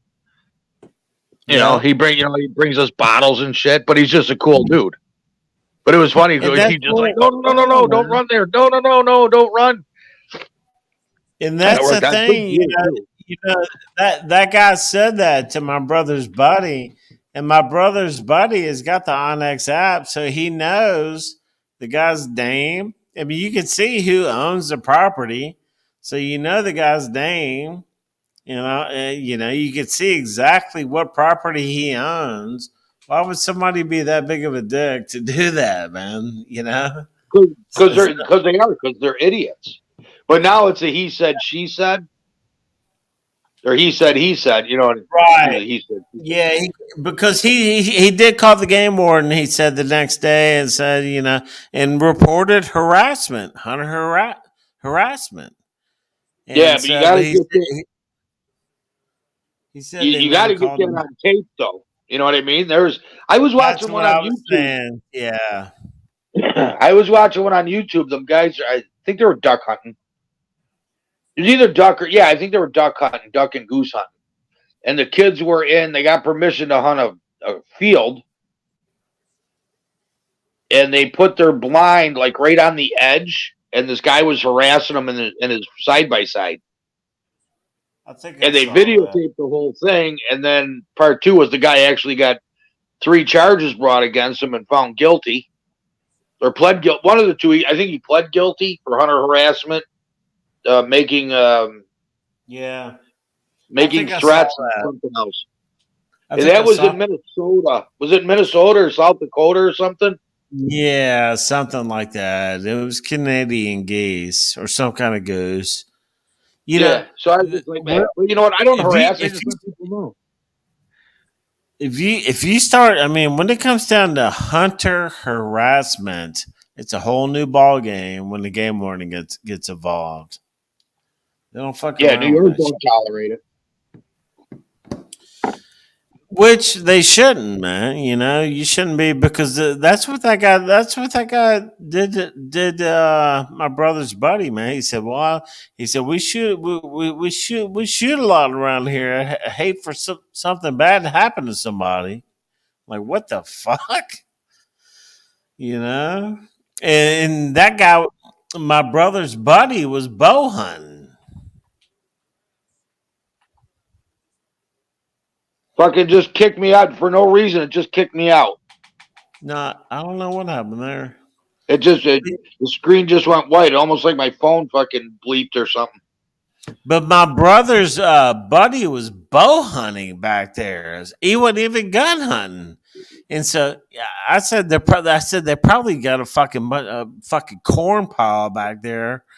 You know, they probably got that shit baited up like a motherfucker, and they don't want anybody to go back there, man. Yeah, well, you can hunt over feeders in Texas, can't you? No, not on public, man. Not really? on public. No, not on public land. You can't. No. Mm-mm. And that whole area, it's all, you know, kind of sprawled out and cut up, but it's 200,000 acres. It's a huge area. Oh, that's you crazy. can hunt on private land. You can put feeders out all day long, but not on public. Yeah, so you can't bait anything here, which is, you know what, me personally, I wouldn't hunt over feeders anyways. I don't think that's fair chase. But Right. But New York, you can spend a shitload of money and put in food plots that is just like ringing the dinner bell for them too, and that's okay. Yeah. Right. No, I know. You know what I mean? Just for basic hunters. But like my buddy, I don't have the food plots that he has. You know what I mean? I do I don't have big plots. I do, all my trails are clover. Mm-hmm. You know, I maintain trails and stuff, but I don't have like any big set food plots. I don't have any big fields that I could do that. Well, I built my buddy a sprayer to tow behind. I'm trying to think how long his main food plot, and it's not very big. It might be half an acre.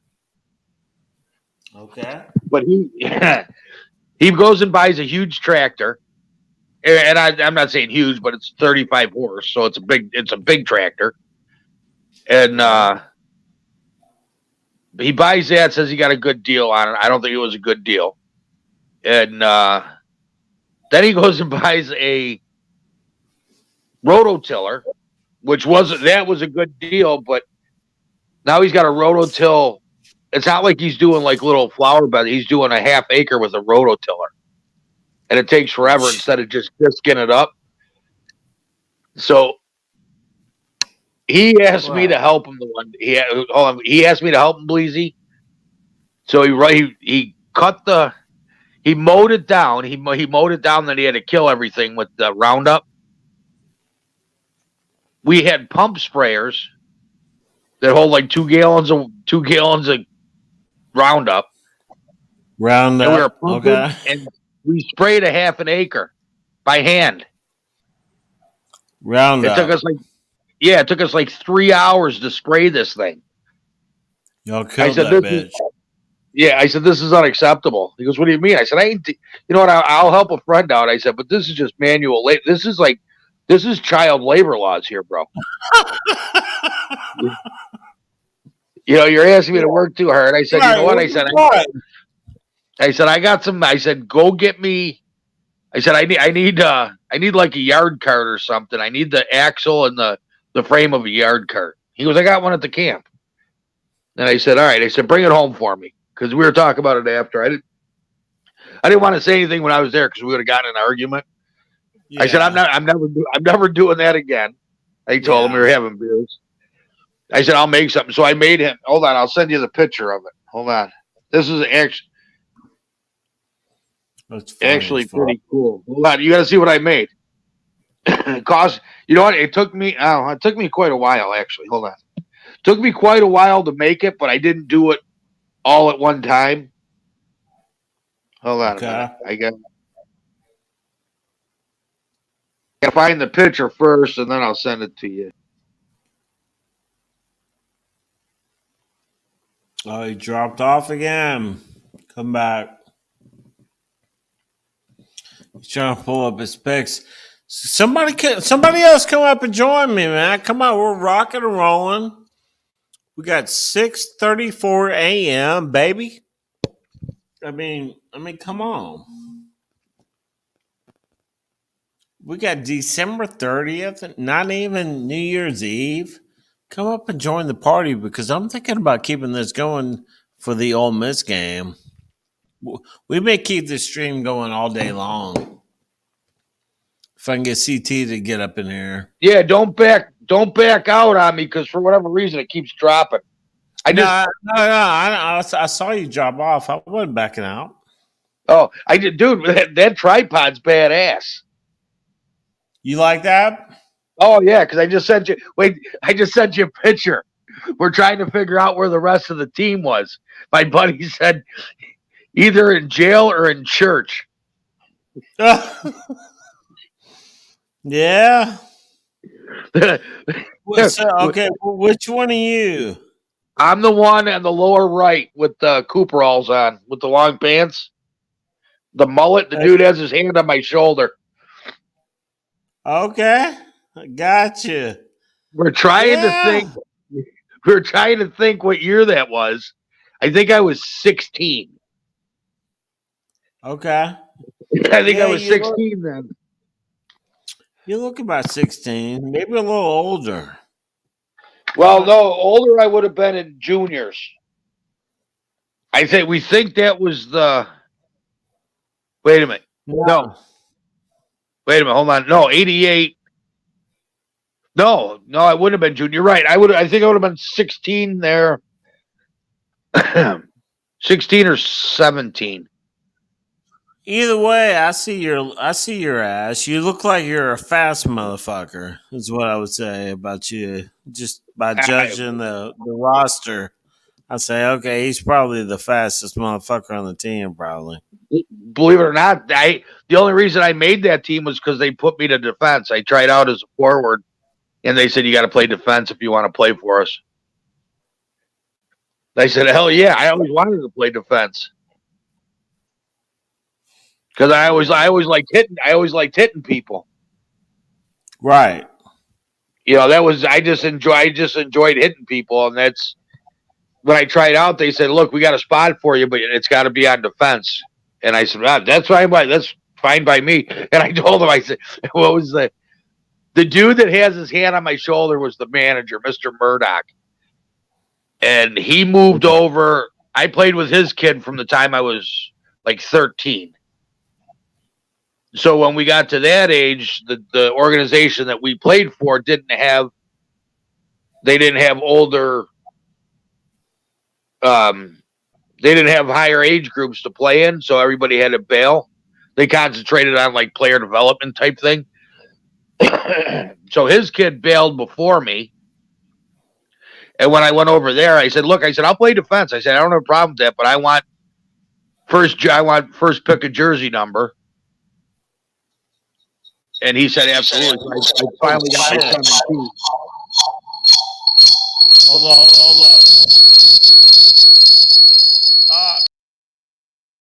That was bad. I'm trying to pull up that picture of you. Oh, there's a I'll hold up.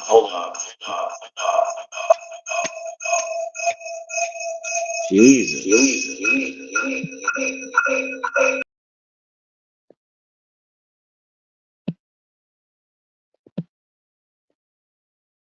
You still there?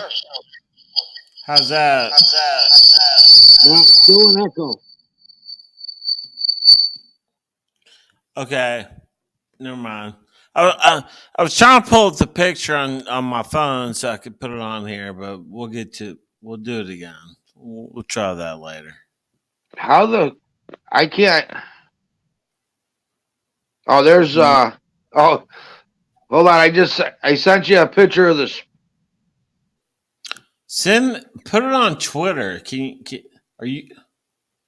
No, I don't tweet. I just sent you a bunch of pictures of the sprayer.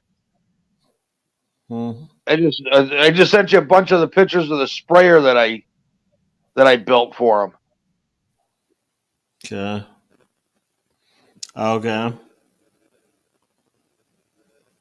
And all the pumps and stuff, because you could buy. And what happened was he borrowed what we sprayed by hand didn't turn out so well because you missed spots. So we didn't get the whole thing. I mean, we killed the majority of it, but there was a few spots that we missed. So the dude that I actually helped yesterday launch his boat, they got a bunch of food plots, and his brother bought a sprayer that you tow behind the 4-wheeler like I built, but it was almost $400, and it was just wasn't gonna. It's cheesy. It was just. It wasn't what's the word I'm looking for. It wasn't a well-made piece of equipment. Yeah. So a friend of my brother is trying to get him in on a lease on Pike County, Illinois. Oh, in Illinois, that's the big one. Yeah. Yeah, those are expensive though. I know. Those leases are expensive. Yeah, hot up. But you can go there. You can go there and hunt public land. A lot of public up there. Yeah, there's quite a bit. Yeah, quite a bit. Iowa's a minimum 4-year wait to get it there, but you can hunt public land in Iowa too. But if you want the big three are Kentucky, Ohio, and Illinois, and then you have Missouri on the other side. So there would actually be 4. Okay. But my buddy, I don't know if I can do that or not. Wait till you see this picture if I can find it. Hey, Mike. Yeah. There's a section called Land Between the Lakes, and you could do a quota hunt. And dude, they have world-class deer there. I've hunted there when I lived in Memphis. We should put in as a could you put in as a group or as an individual?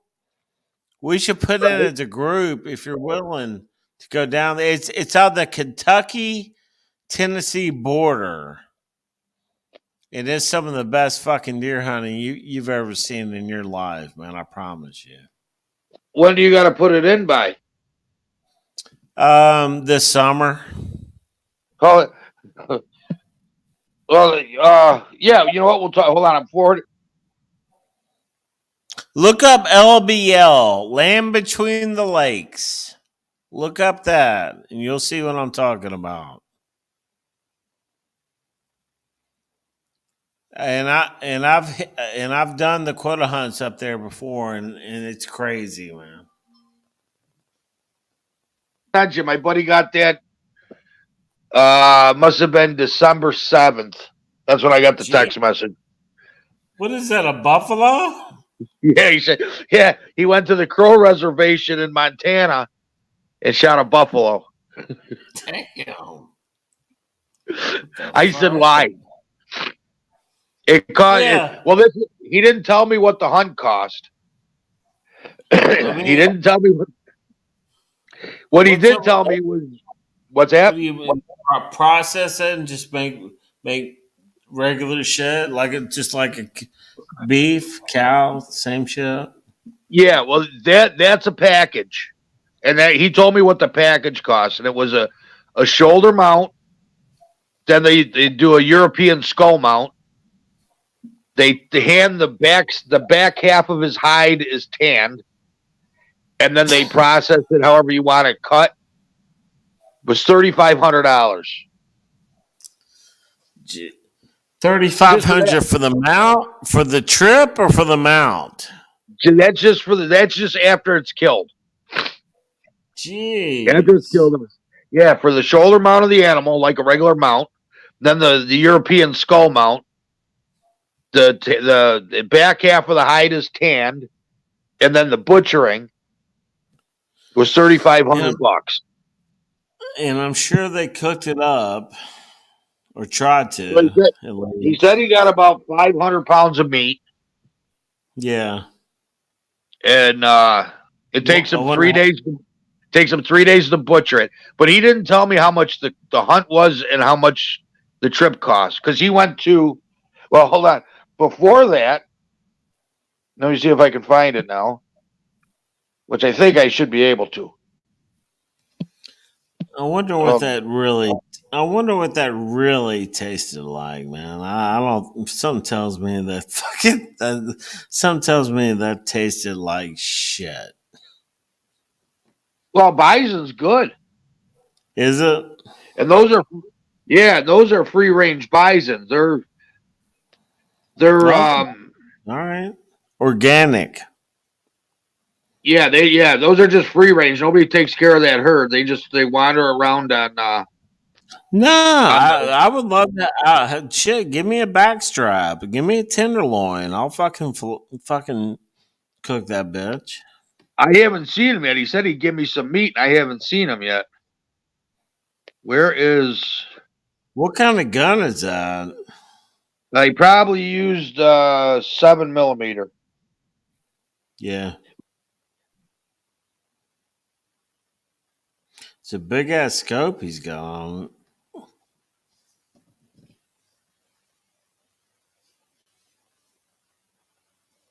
I like the horns on that thing. That'd be a good trophy. I would definitely put that on the wall.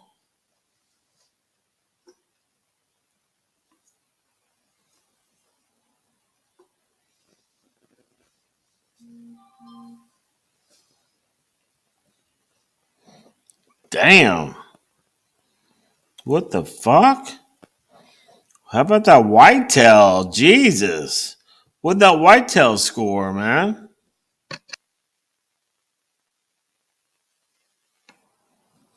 Can you hear me? That whitetail had to score 170 something. I think it was 177, 176, somewhere in there. Mm-hmm. That was green. Who knows? You gotta wait 60. You gotta wait 60 days for it to dry, but that's a lot of horn right there. A lot of horn. Yeah, he shot that in Kansas. And he said it's really weird because they don't have a lot of woods. They're all like hedgerows and stuff they sit in. Field. Yeah. Yeah. But there he said he shot at like 9 o'clock. Shot at like 9 o'clock in the morning. And he was in a tower blind.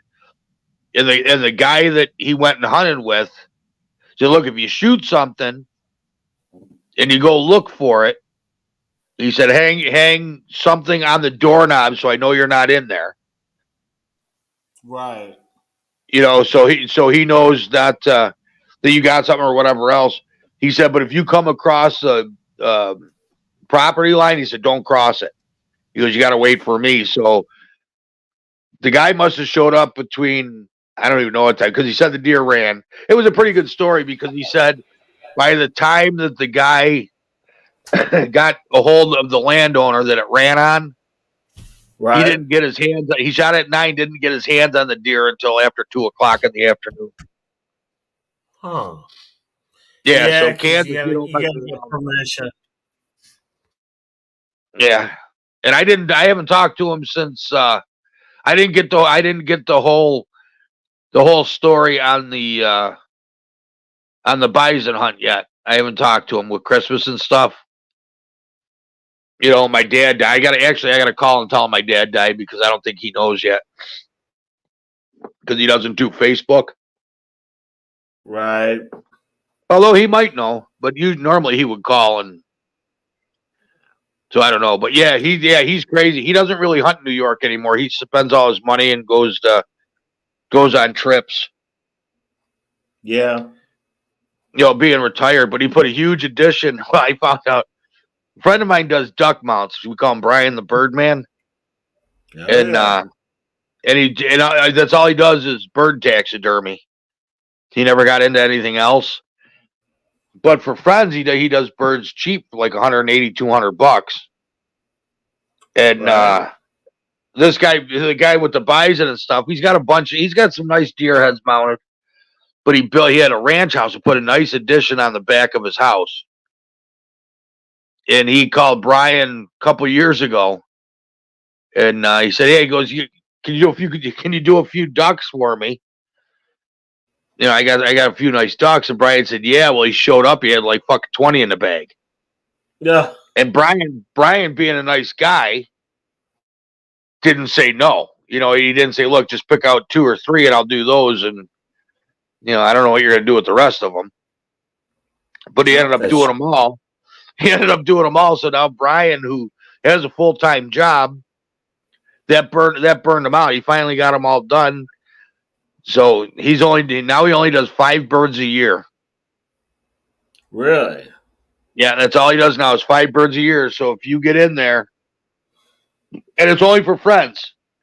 It's only for friends. He doesn't take it. It's only for friends. So that's when you know you have to get taxidermist when he's doing shit like that. Well, he just doesn't have the time. He says, "I have no life." Right. He said once he retires, then he can charge the $450 a bird and do what he enjoyed. Now he goes, "I don't even enjoy it anymore because I'm under the gun." Right. He goes, "I can't go fishing. I can't go hunting. I'm either working or doing birds." He goes, "I'm sick of it." Fuck that. So and his wife was getting pissed too. He was never going to get married. That's the other problem. He was never going to get married, and his girlfriend was awesome. And something happened that they had to get married. Yeah. And all of a sudden he's like, "Yeah, I should have never done it." Shouldn't, because now he feels guilty. Right. Now he feels guilty. Before, when they weren't married, it was like, well, whatever, I'm doing what I want to do. Now that they're married, he feels guilty. If she wants to do something, he almost feels obligated that he has to. Imagine that. I wonder why that happens. I wonder how that works. All of a sudden you get married and then everything changes. Very interesting. Well, I think that's more on him because she's amazing. She's like one of the guys. Oh, is she?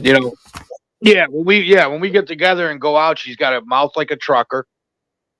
She drinks like a sailor. She's one. But he's such a nice guy. I think he just feels obligated that now that they're married, that if she has something to do, I think he's obligated that he has to go with her. And she doesn't lead me to believe that she's the type of person that makes him do it. Yeah, don't sleep on that bitch. Yeah, no, she's she's a I don't know if she's a drug counselor or I know she's some sort of counselor. I don't know if she specifically does, like court mandated drug counseling or what she does. But yeah, she's odd and she's older. Brian's got to be. I'm 53. Brian's got to be. Oh, let me think. Probably 60, close to 60. He's like 6 or 7 years older than me. So she's close to retirement. All women are.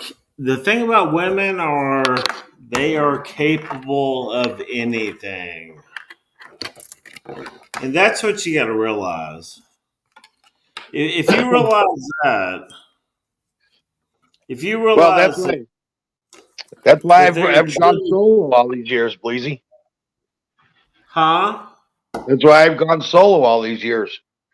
Me, that's why I'm solo right now. Because they are capable of fucking anything, man. Yeah, and, And and it's funny. The older I get, a lot of people that I used to hang out with, I don't know if they resent me. I don't know if it's that they resent me or they resent my lifestyle or they resent something, their choices. that you're single. Yeah. Yeah, because I could do what I want to do at the drop of a hat for the most part. Right. I mean, obviously there's real life situations that I can't get away for this, Right. like obviously with my dad. Right. But they used to be able to do that, and all of a sudden, I don't know if it's they're losing the energy. I don't know if they're losing the drive. Mm-hmm. They're just different. So it's just like it's hard to, what, we used to be able to just the drop of a hat go out and have a couple beers and shoot the shit. Now they can't even get out of the house. Right. And you would think go ahead. You would think now that their kids are older, I could they were getting out of the house more when their kids were younger than now that they're older and starting to leave the nest. Right. No, that's what was so beautiful about me going to Houston right then, just hanging out with my brother and fucking, my uncle and shit. Because nobody gave a fuck, man. There was no petty bullshit going on. We're all having fun. Fucking, we're just partying, watching football all fucking week, barbecuing, going out to eat, going deer hunting, went and played 18 holes of golf. That's what it's all about right there, man. Well, absolutely, 100%. That's what it's about. And I keep filling my coffee up too much when I put the milk in. Fuck, that's all right. But my alma mater is Ole Miss, and they played Penn State at 12 o'clock. They do today? Yes. And so I was hoping CT would come on. I was gonna tell him to keep this bitch going all day, but I can't keep this bitch going by myself. No, at some point I gotta start going through paperwork. Man, I'm sorry to hear about your dad, bro. He's he's not suffering. There's just more. I'm more sickened by the fact that my sisters reacted the way they did. Yeah, because I don't get along with my sisters. Right. Because I didn't want my dad in a home. How many sisters are there? I got two older ones. One's 6 years older, one's 5 years older. Okay. So I didn't talk to one of them. Stole a lot of money out of his bank account. This is going back like 3 years. Yeah, it was going back like 3 years ago. She lived upstairs from him, and I was spending a lot of time here taking care of him. Well, she decided to move out, and she was in charge of his finance. We didn't have a discussion on it. She self-appointed herself as caretaker of his funds. Oh my God. And I knew she had a gambling problem. And I called my other sister and I said, "Hey," he said, "I'm not comfortable with Joanne dealing with Dad's credit cards and stuff."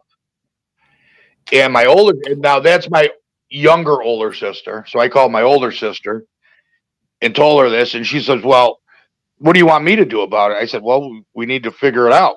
I said, plain and simple. I said, we don't know how long Dad's going to be around. I said, but if she's in control of his finances, and I really think she's using it, she's filtering money. Well, my other sister will call APS, which is Adult Protective Services. Right. So I did. Well, after about a year, they came back, and I got a phone call from the police that said, yeah, there's about $5,000 missing out of his account that's unaccounted for, or fraud. Yeah. Suspect charges is what they called it.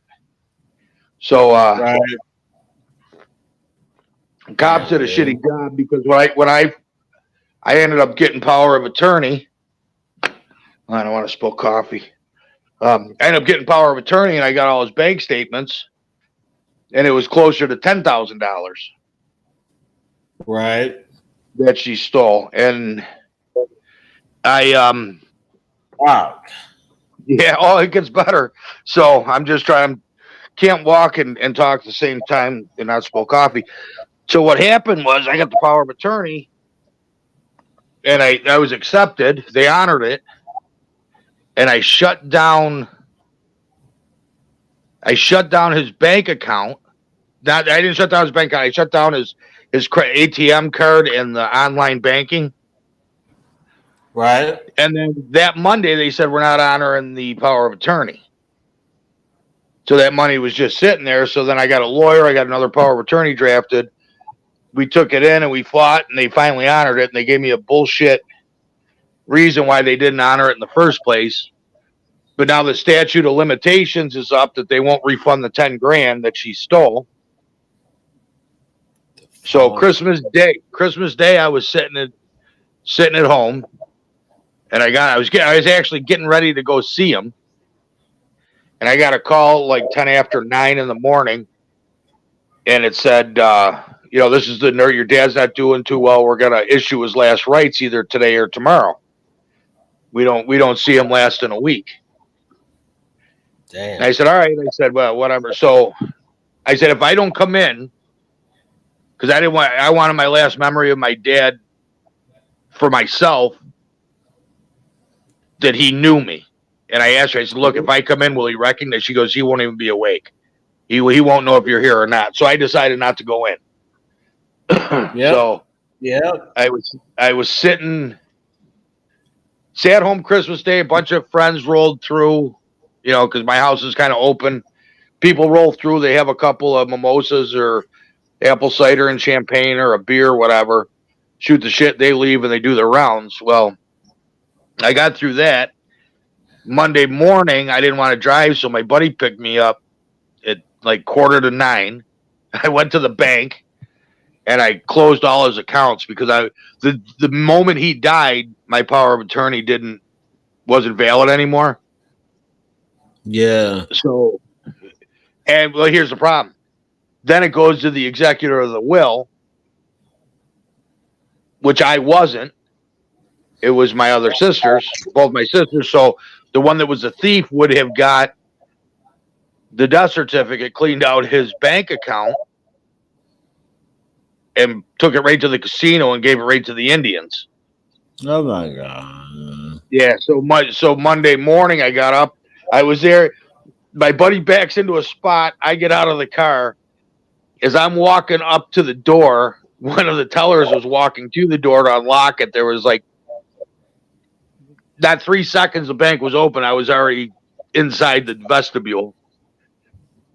So I took out the remaining money, closed his accounts, which was only like, there was $5,434.34.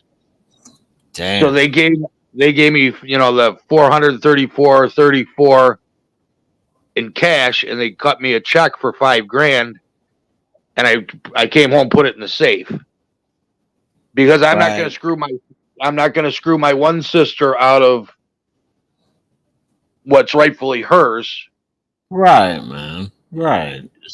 So, because when I found out my sister, and she still denies that she stole money, even after I put the charges of the online gambling site that she was using.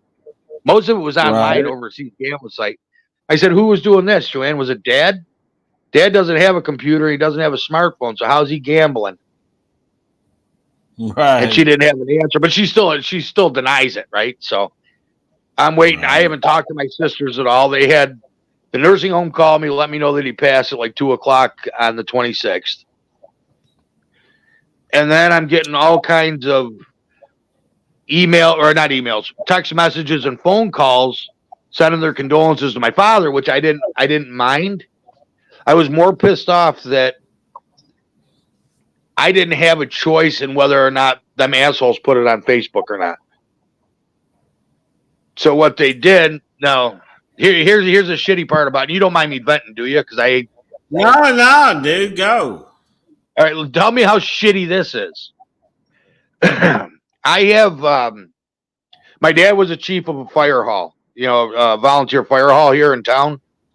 Right. And the guy that followed him as chief, they were super tight. So I called him Uncle Butch. I called my dad's buddy Uncle Butch and Aunt Judy, and my buddy Jim called my parents Uncle Joe and Aunt Pat. Okay. So we grew up together. I was born in 70. He was born in 71. We've been tight for 53 years or 52 years that he's been alive. So my sister gets a hold of him wanting information about when my dad was chief, the years he was chief and how long he was active in the fire hall and stuff for. And then she proceeds to tell him all kinds of other stuff. So he called me, want to know if I was all right. And that was on Christmas Day. That was even before he had passed. And I said, "Oh, really?" And then he called me after he had passed, and he told me that she said that her and Colleen were making the arrangements, and that they're not having a service, and they're gonna hold out on the service until they get my mom's ashes back, and they're gonna put them in a mausoleum. So I told Jim, I said, "Really?" I said, "That's what they're doing?" Then he said, "Yeah, why?" I said, "Well, guess what?" I said, "Looks like I'm going to have to make my own plans for my dad." And he said, "Oh, boy." He goes, "What?" I said, "Well, if they're going to wait for my mom's ashes, they're going to be waiting a long time because they're going to have to take me to court to get them. And I want I want nothing more than my parents to be together again. Sure. But it's going to have to wait until they do the right thing. Wow. Because I don't necessarily believe in the afterlife. I mean, it is what it is. But for my sister to call one of my best friends and give him information knowing that he's going to tell me was and I told him, I said, "Jim," I said, "I'm sorry that she put you through." She goes, "Don't apologize." He goes, "I was going to tell you either way." He goes, I thought it was kind of shitty. I thought it was kind of shitty that she did that too, knowing that I was going to tell you. He goes, "What do you?" I said, "Look," I said, "if you want to get in the middle, that's fine." I said, "That's your choice. You're a big boy." I said, "But you know what? As far as I don't want her to know that they're not getting my mom's ashes back because I have control of the house." The house was signed into my name about 3 years ago. His house. Okay. When all the theft got taken, when I found out she was stealing, my dad was still coherent. He said, "Fuck that." He said, "Let's put the house in your name so you don't lose it if I go into a home," because he wasn't in a home yet. So he signed the name. Your dad knew that you knew what was going on. He was like, "Take care of this shit." Well, yeah, he did. He did because my other sister. Sounds like it.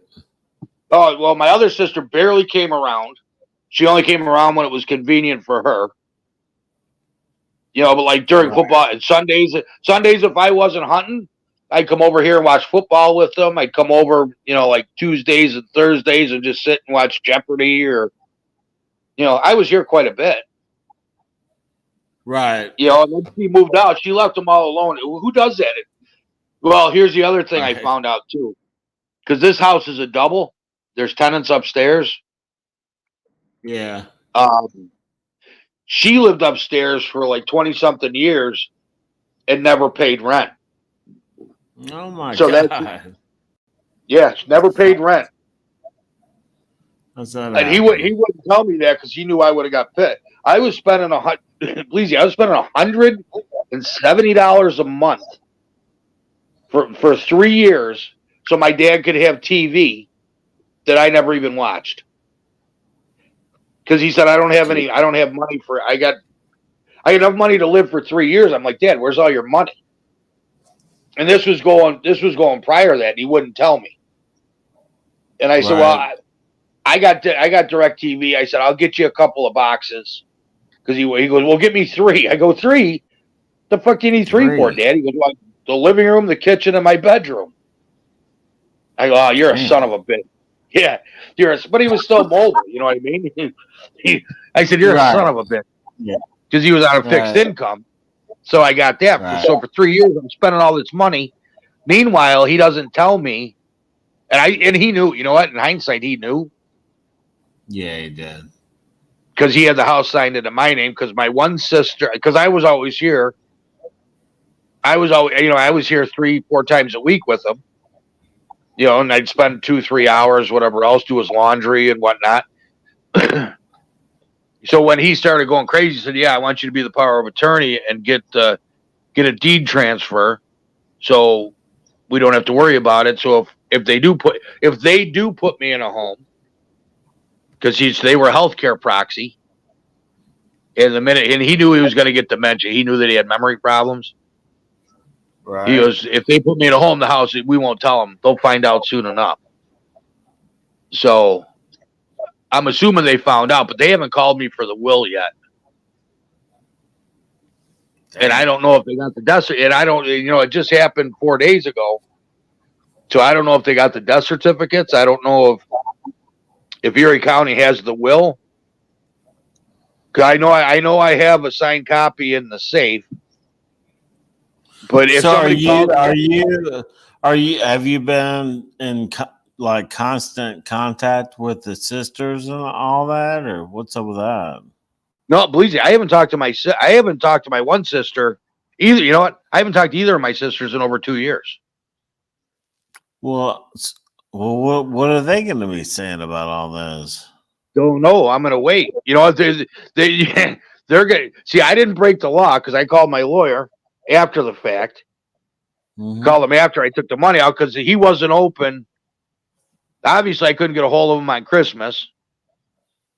And he wasn't open by the time I went to the bank. I wanted to get the bank first thing in the morning. So after I got the check, and I called him, I said, look, I just cleaned out my dad's bank account, his checking and savings. I said it was like $5,400 and some change. I said I took $434 cash, and I got a check for $5,000. I said, did I break any laws? He goes, did your dad pass yet? And I said, no, he didn't pass it till 2 in the afternoon. He goes, oh no, you didn't break any laws. You're power of attorney.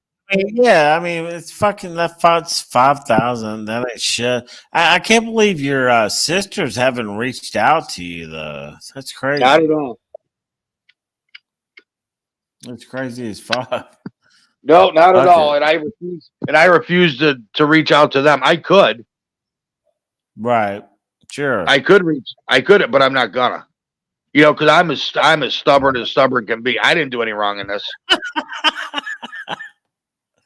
No, it sounds like your dad was trying to tell you to take his bag. Your dad was taking your bag. Yeah, oh yeah, because he knew. Because of all this, my one sister, she's very well off. She's a physician's assistant it gets better. She's a physician's assistant for a medical group that deals with child psychiatric care. Yeah. She makes about $250,000 a year. Right. Because she works under, I think it's like, well, the last count, it was like 15 or 20 doctors throughout Erie and Niagara County. And she works out of Erie County Medical Center.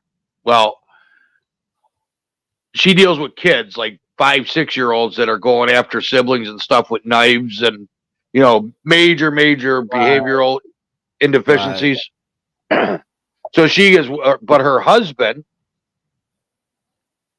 who I don't know if I like him or not, and they've been married for. I mean, I got nephews. My nephew's 22 or 23, so they've been together probably close to 25 years. So they've had their problems. But his parent, did you ever hear of Serrano cheese? Yeah. No, well, there's Sargento, but there's also Serrano. Okay. Well, I was thinking Sargento. So okay. Okay, well, I don't know if Serrano made it, but Serrano cheese was huge, and his parents owned it. I think I've heard. Yeah. You probably did. I think they were nationwide, but they sold to the French about 20 years ago. So he had a nice little trust fund that he got when he turned 35 or 40 or whatever. So they're not hurting at all. So she doesn't need the money. All right. You know, my other sister's got a gambling problem. So the only thing, and now I'm debating because the house is in my name. Do I sell it? Do I keep it? Whatever. You know, do I sell my house? You know, I don't know what I'm going to do yet. I'm sitting on it right now. Because you said I mean, you said you got a good lawyer, right? Yeah, oh yeah. Yeah. Well, then you're good. I would fucking let him know what's going on and say, dude, this is my shed. Let's lock it down, man. Well, it's gonna call the first consultation is free.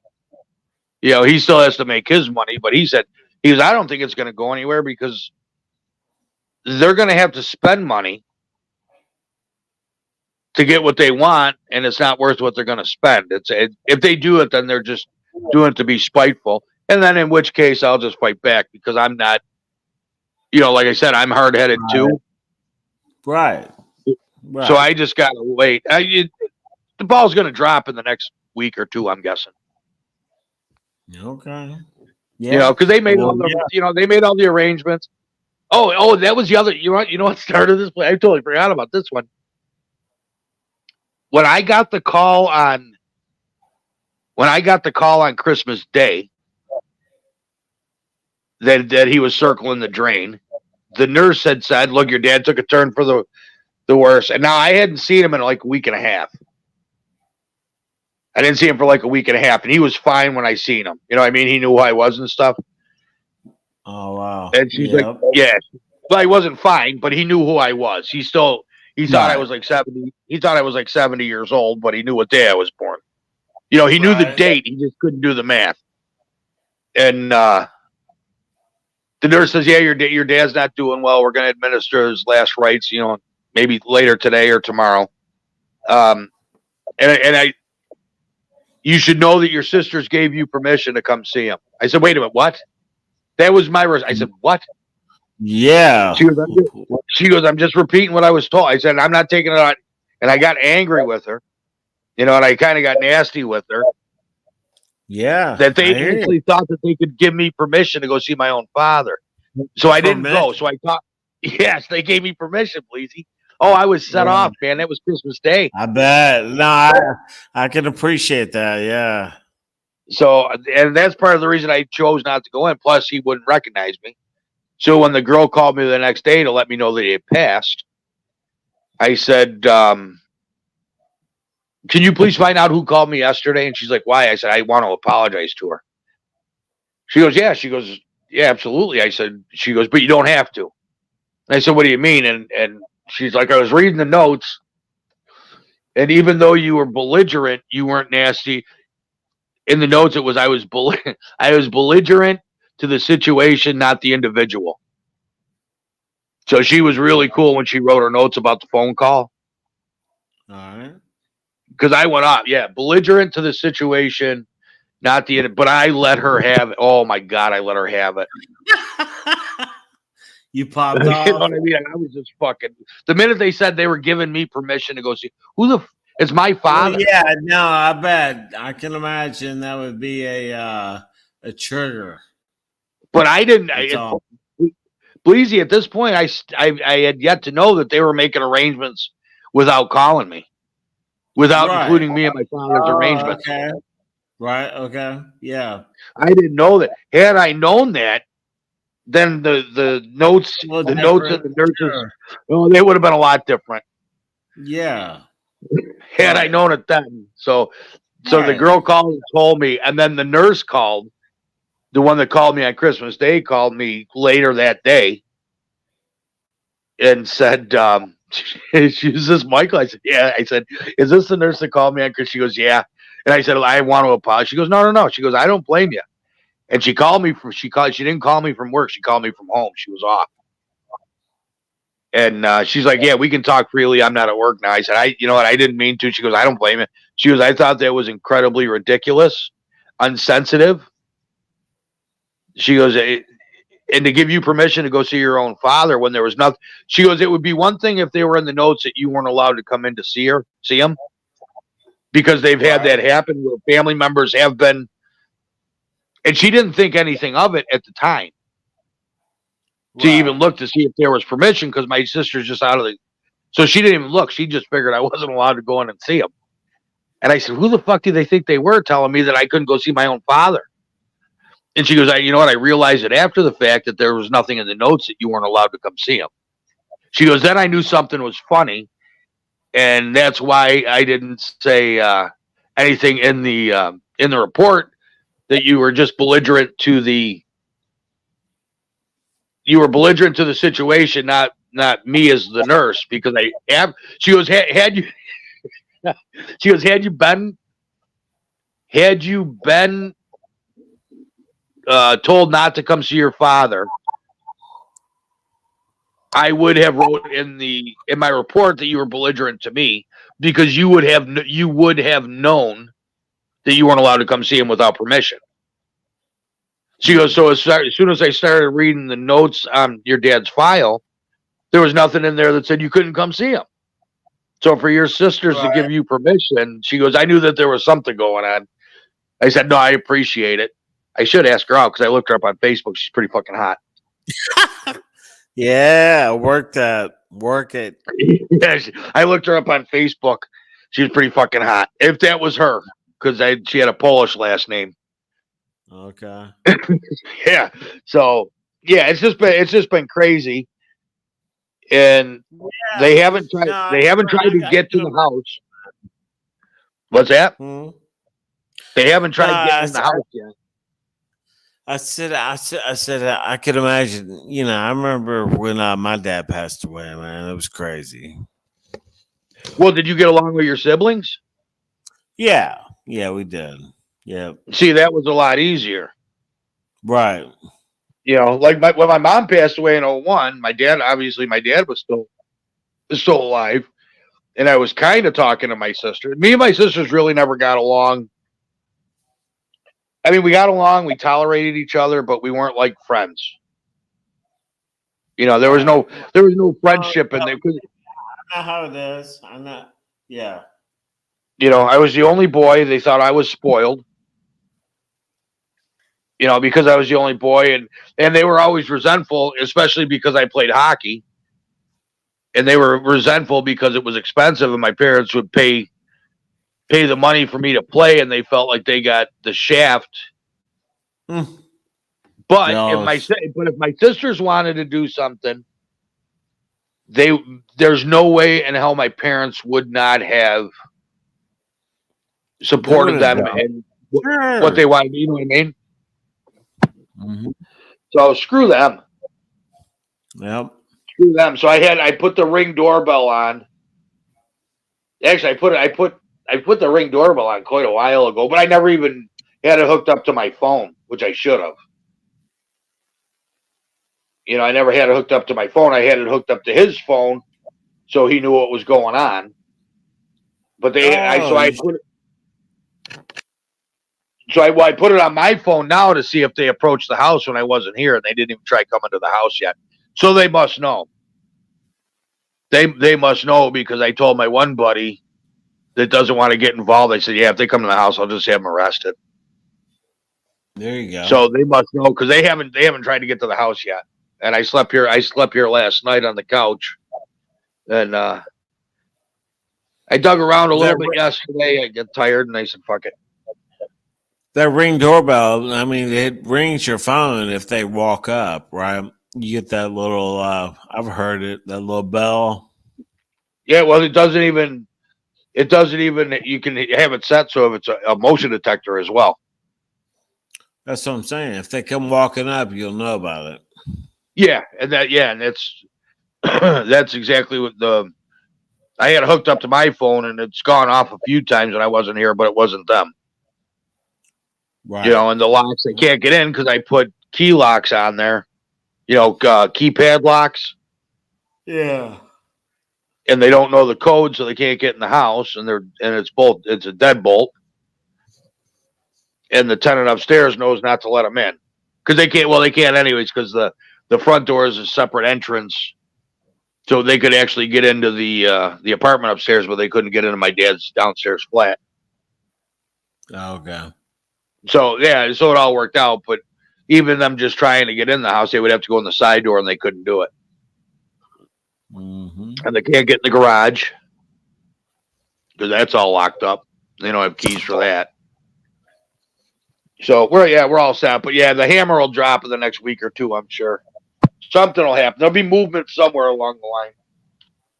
All right. Hey, if you ever need a shoulder to lean on or anything, holler at me, bro. I'll be happy to try to help you the best I can, man. Oh, absolutely. Yeah, I'll be fine. Yeah. I'll be fine, but I do appreciate it. You know what? It'll be when I don't need something, I'll call because it'll be a lot easier to get my mind off of something else instead of ranting. Because I just ran. I've told that story, I don't know, like 20 times the last 3 days. No, I'm sure, You know, dude. I'm sure. What was it? Was it Thursday night?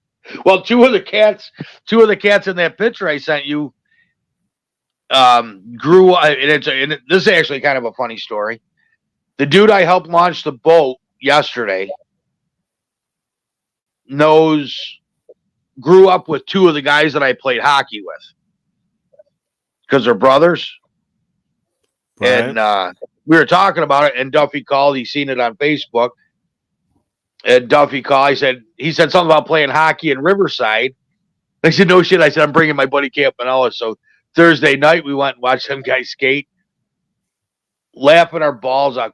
We got hammered. We actually Ubered because we knew we were going to get drunk because the brothers didn't know. So, yeah, so we Ubered over the ice rink. We were laughing. We got home like 2 a.m. All 3 of them called into sick to work the next day because they couldn't get up for work. The one dude was sore because he hasn't played hockey in 17 years. Right. And I'm like, yeah, so he was sore, but yeah, oh yeah, so. We went to the bar. We took an 18-pack to the rink. Yeah. And then we stood outside, and the 5 of us drank that 18-pack real quick, and then there was a bar right around the corner, so we went there. And then we all called Ubers to get home because they live a little bit further. They live in West Santa. They live out by the stadium. They live in the South Towns. So at the end of it, there was 3 cars in the lot because 2 of the brothers drove together. One drove himself, and me and my buddy took his truck. And we all Ubered home because nobody was driving. That's how fucked up we were. Yeah. So, yeah. So I had to tell that story, but we laughed. Oh, my God. His father's finger was bit off by a lion in Niagara Falls, a pet lion.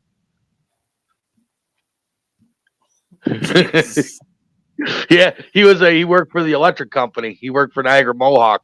And they were running lines, and the guy had a pet lion in his backyard. And as they were running electric lines, his partner, his lineman partner, said, "I bet you won't pet the lion." He goes, "What do you mean? It's a pet." Yeah, I'll pet him. So he stuck his hand in the cage, lion turned around and bit his finger off. And then he couldn't even sue because he was trespassing. Holy shit, dude. Yeah, he couldn't sue because he was past the easement. The lion cage was well beyond the easement line. Right. When you're going in backyards, you got X amount of space between the property lines. You can't go in or you're trespassing. Well, the guy had the lion closer to the house, and they had seen it while they were walking through the alley. Yeah. And so he went out there. So when he got his finger bit off, he found out he couldn't even sue. Oh, my But yeah, God. he was a Marine. Oh yeah, he's got dementia too. He's my dad's age and has dementia, but he's in just the early stages of it. So I got to get out there and see him because Yeah. before he forgets me, I haven't seen him in 15, 20 years either. Damn, man. So yeah, so me and Mark are That's going. what I'm saying. tomorrow. I just got back from Houston, man, and spent a bunch of good time with family, and it felt really good. So, it's good to, it's good for the soul, I think, to be around, some family and stuff. Well, who lives in positive. Houston that you? Huh? Who lives in Houston that you went to visit? My mom and my brother, and I've got aunts and uncles and cousins and nieces and nephews and everybody, man. I'm like the only person down here. I'm thinking about moving up there, to be honest. Wait a minute. Oh, you're originally from Texas? No, I was born and raised in Memphis. Oh, no shit. Well, how'd you end up in Florida then? So born and raised in Memphis. My mom and dad moved down here in like the mid '90s to Fort Myers, and then and so I went to Ole Miss. I graduated from Ole Miss, and my plans were taking over my dad's business. And about 2 years after I graduated, my dad said, "I'm shutting this business down. Fuck this." He said, "I'm shutting this business down and moving to Florida." And he did. And so I went and found another job. I started working for ADT, the security company.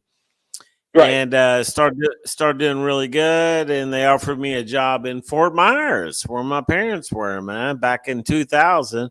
And that's when I moved down here, man. And then I ended up starting my own company. And then my dad passed away in 2014. And my mom moved back to Houston, and my brother moved back to Houston too. Well, wait. Why? What do you mean your mom moved back to Houston? Because she's originally from like Beaumont. That's where she was born. Oh. Beaumont, Houston area. Mm-hmm. Oh, okay. Where was your dad born then? Tennessee? He was born in Baton Rouge, Louisiana. He was born in South Louisiana.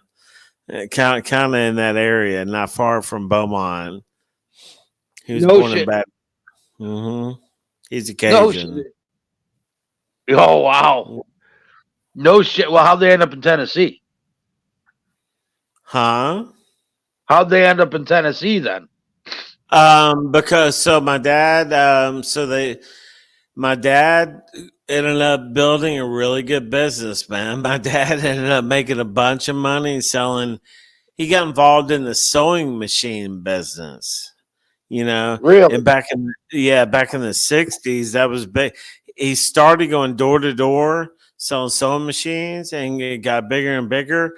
And then he started recruiting mom and pop stores to open up to sell sewing machines. And then he built a distributorship in Memphis. It was called Mid-South Sewing Distributors. And his niche was all the mama. He was selling sewing machines and vacuums to all these mom and pop stores all over the South, man. And sewing machine furniture and cabinets. And he was making a killing. And then, long story short, Walmart came in about late 80s and 90s and killed all those stores, man. And that was my dad's niche. And that's when he bounced. But he made enough to live comfortably until he passed. He ended up right before all that shit went down. He bought a bunch of land. Him and a buddy bought a bunch of land and developed it. And he made some pretty good money on that land, on that deal. And that's when he moved to Florida on, for sure. No, good for him. See, and it's funny because my dad. Well, how old would your dad have been? What year was your dad born? 38, I think. 38 or 39. Okay. One of those. Okay. All right. So my dad was born in 41. So in the heyday when my dad never went to college, but let me tell you the places that he actually worked and quit because there are so many jobs here. He worked at the Dunlop Tire Factory.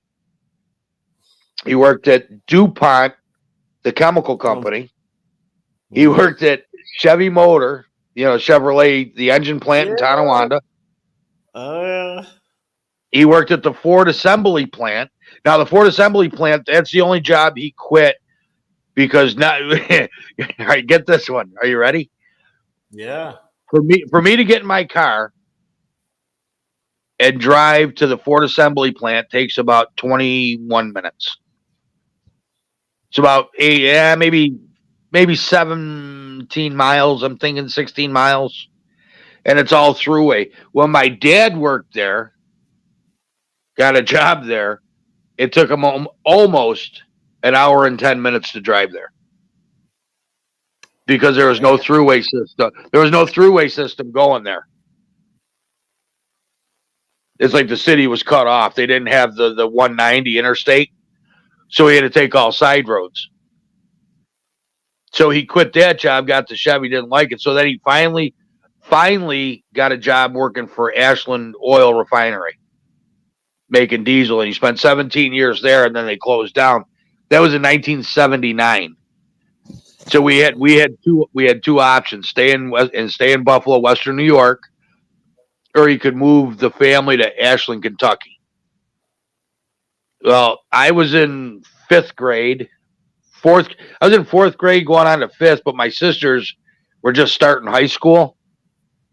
One was a freshman, I think one was a sophomore, one was a freshman, I think. Or no, one might have been in eighth grade, one might have just been starting her freshman year or something. So he decided not to move. Then he struggled because he lost his pension. He only had 3 more years to get a decent pension at 20. And he cut out on that, so he had to bounce around. So all the companies that he went to work for after that, he made decent money, but he had no pension. So after that, when he retired, he struggled because he only got like $1,500 a month in Social Security, and that's why he was on fixed income. You know what I mean? So, but it was just it was manufacturing around here. It was, jobs were a dime a dozen, and if you would have stayed at any one of them other jobs, any of the other 5 jobs that I mentioned. If he would have stayed there, he would have had a great pension. He could have retired. Yeah, those are big names. It's amazing how it's all kind of funneled together or outward, probably. Right. Oh, and he worked at Lindy Air too. You've heard of the Manhattan Project, right? Oh yeah. Yeah. Well, Lindy Air is now called Praxair.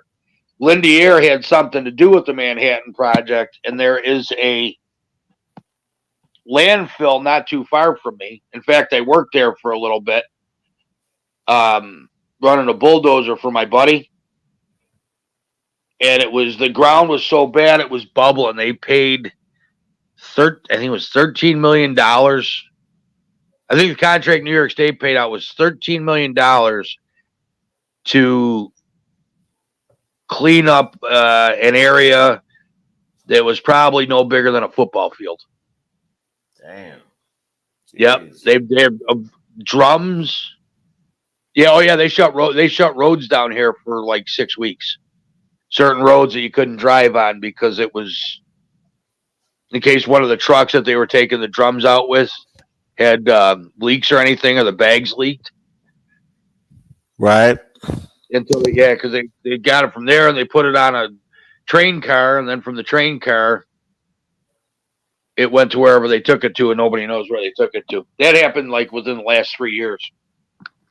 Damn. Man. So and he worked there too, but he couldn't go anywhere there because he didn't have a college degree. So after the Manhattan Project went south, they were getting rid of all that, and then it was only people with college degrees and it was like a skeleton crew. So yeah, that was wild. But it's cool that your dad had a business. Now with your business, are you still associated with ADT? No. It's the exact same concept business, but we're local.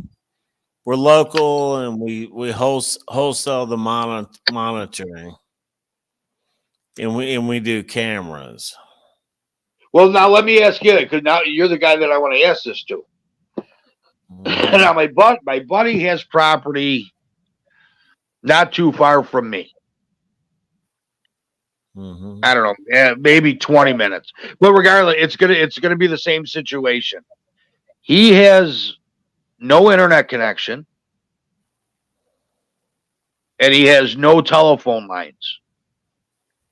A guy came and said that he could sell him a security system for his property without those two things.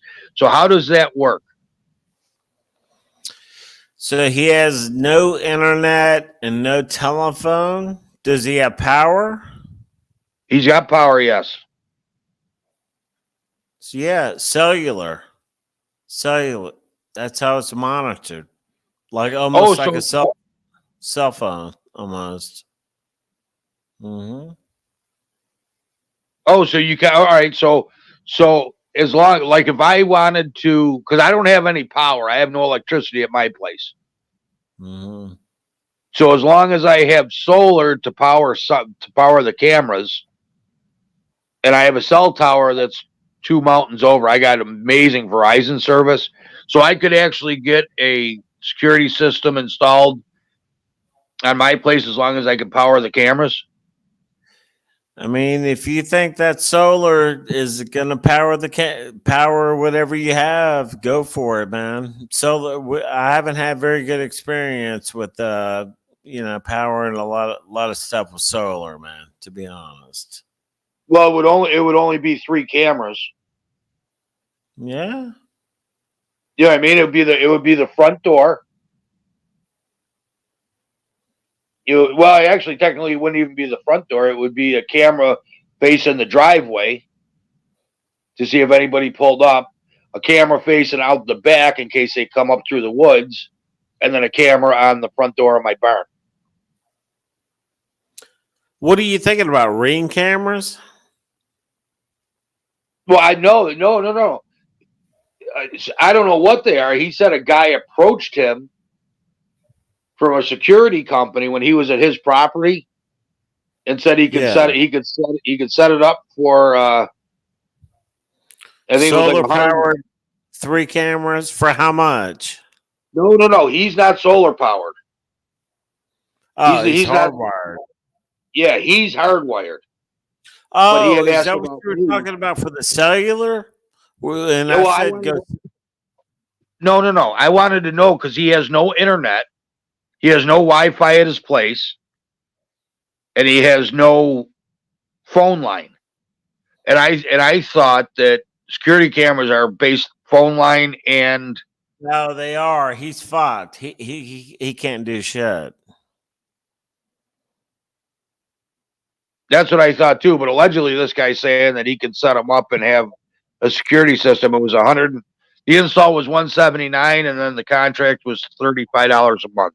So you go cellular, or you go Wi-Fi, or you go landline. There are no other options. Right. So he would have to use cellular. Mm-hmm. But this guy says he monitors it for like $35 a month. Well, that's whatever what company this is. Right. Yeah. Yeah. But that's what I'm saying.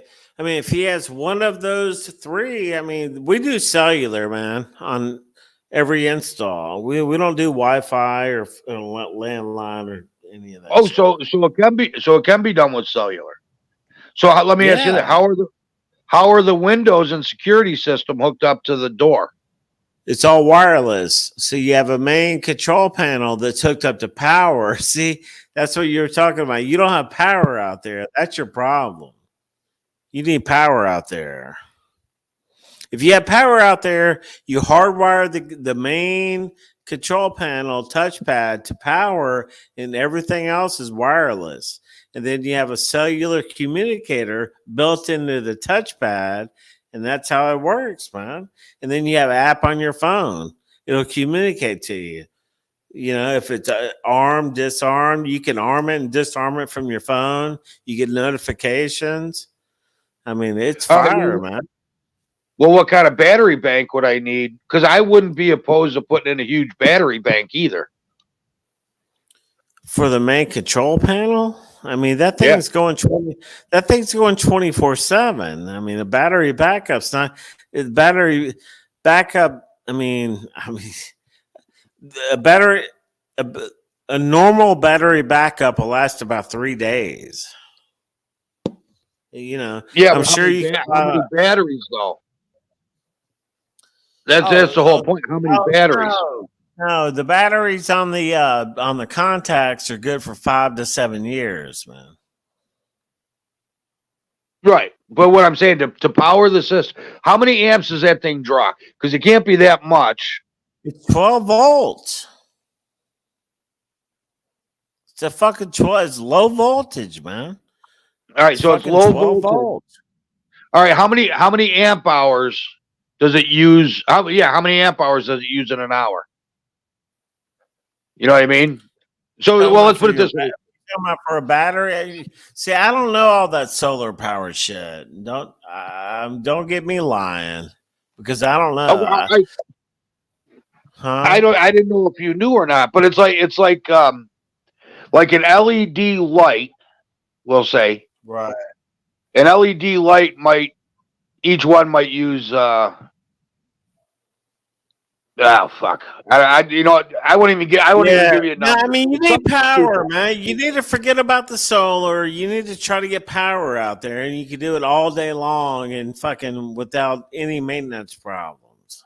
Well, I can't get power out there. It costs over $100,000 to get power up that hill. Oh shit! We already discussed that. Poles are $10,000 a piece for the pole to have a pole installed. And I'm a mile off the road, up a hill.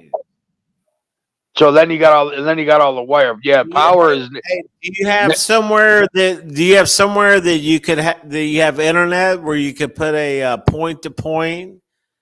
Well, no. Well, you don't have power out there, so no, it's not going to work. Yeah, no. I won't have internet. I don't have cable. I have nothing. We run off a generator. That's our power. We haven't even switched to solar yet. But and that was the whole thing. We can get a 30 amp. I want to say it was a 30 amp solar system installed. It's like $8,000, and that'll run a 30 amp service for like the $8,000. So that would actually work though on the solar because it'll run a fridge, it'll run, with no problems, it won't run an electric dryer, but it'll run like the. I've got a guy that runs a solar company, and he's based out of New Jersey. See, I want to get in because I don't have a problem running a generator for what I need. When I go up there, I don't have a problem running a generator. Right. You know what I mean? It doesn't bother me. The generator's quiet. It's it's set back. It's a big ass diesel generator, but it's so far away from the cabin that you don't even really fucking hear it because it's not running. It's a tow behind diesel generator we bought at an auction. So we fill it up, and in fact, we fill up the tank, Pleasy. We fill it up in the spring. We use it all summer long, all through the winter, and we never have to fill the tank up a second time. That's it uses very little. It doesn't run to full capacity. Yeah, that's sweet. But that's also, I think that runs 100 amp. I think you can run 100 amp off it. It's one of them generators that run big construction sites that we bought. Right. In fact, it runs my buddy's cabin too. My buddy's trailer, I guess it would be inside a cabin. But it runs his too. But he doesn't have much in his. He only runs his fridge, power, yeah, fridge and TV. And he's not up there. He doesn't use it every weekend like we use it. And that's what I'm saying. but in order to get that the solar service, I think it was a 30 amp, and it would give us everything. It would give us everything that we need and use all the time in that battery bank, and that's what I'm saying. That would probably run it with the service because we wanted to go all solar. Because the only thing we don't have now is septic. Right. Right. You know, we carry our own water in, and we shit in a composting toilet. but he came up, and he doesn't have, and that was the whole thing was Wi-Fi. I didn't know it was cellular, so you would have to buy a cellular service. It's a right? the cellular service is part of the alarm control panel, master control panel, right? All right, so you actually pay that bill when they pay your monthly monitoring fee. Correct. Yes. Okay, so that $35 includes the cellular. Yeah. The phone app. Okay. Cellular monitoring, 24-hour monitored fucking operators, and you have the phone app. You know, we get notifications and all that shit. All right, let me. I was just going to ask you a question. I forgot what it was. All right, so is $35 a month expensive? We charge $40 a month. Okay, all right, so it's probably. And that's not expensive, man. ADT is up around 50 or 60 a month. Okay, yeah, because that was the guy's quote to him. I don't know what it'll be to me if I call, but I didn't want to. I didn't want to sound like an idiot before I did. 40 a month is a good deal, man. You might be able to get it cheaper, or it may be more. It may be 45. But 40 a month is a good deal. That's why we charge 40 a month. See, well, and does it go by how many cameras you have too? No, I'm not talking about cameras. I'm talking about an alarm system, man. Well, this alarm system comes with cameras as well. So, like, even though they monitor it, okay. Well, then cameras are Wi-Fi based. They're not cellular. Even though there are some cellular based, me and you need to talk off air if you want to really get technical with this shit. Okay, no, that's fine.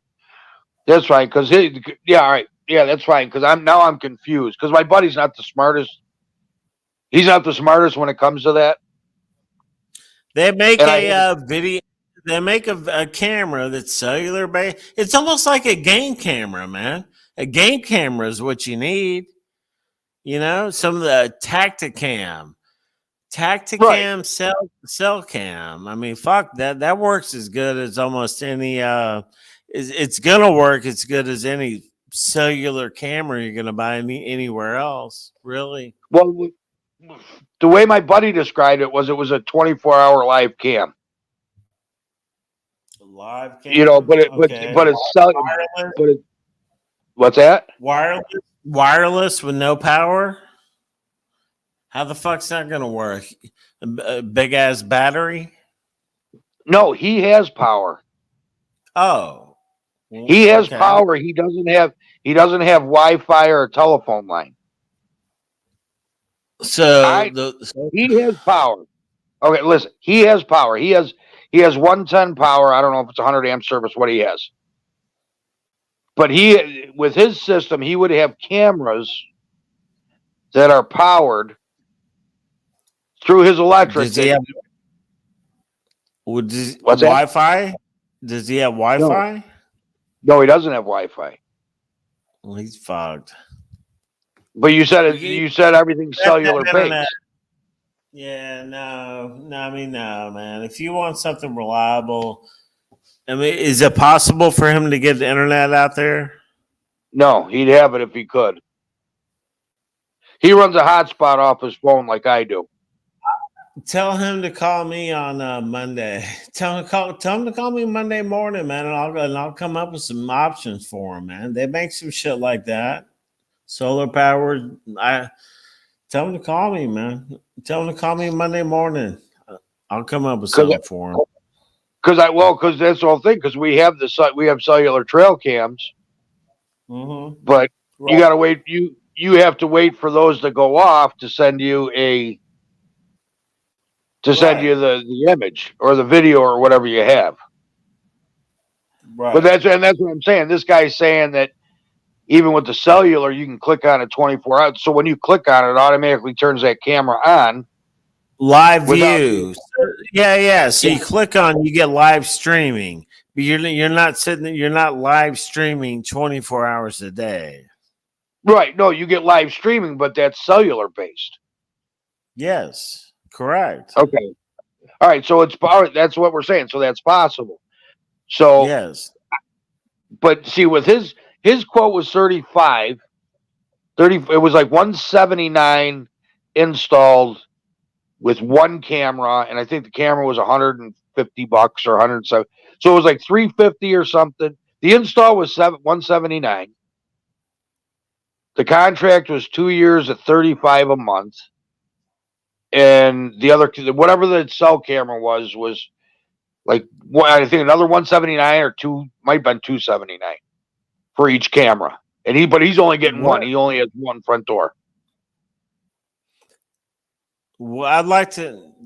Do you know what brand? No, he just told me that the guy came up. He was unlocking. See, he unlocks his gate. Different brand. There's so many different brands. Literally, there's a fucking million different fucking brands of cameras out there right now, man. Really I don't know. I don't know what this guy uses, but he said when he was when he goes to his place, he stops on the road, gets out of his truck, unlocks a double gate, opens it up, drives through, goes up to his place. He's maybe 200 yards off the road, 150 yards. I don't even know. But as he was unlocking the gate, the guy pulled up, and it was some security company. Gave him his card and stuff, and gave him like a quick lowdown.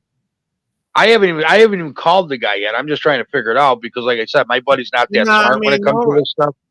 I mean, normally if somebody wants something, because believe me, I'll have people call me and they're like, "We want cameras right here," and I'll show up, and it's like they're the entry to their neighborhood, and I'm like, "Is there power here?" They're like, "No," and I'm like, "Well, where are we going to put the equipment?" They're like, I don't know. How are we going to get the internet?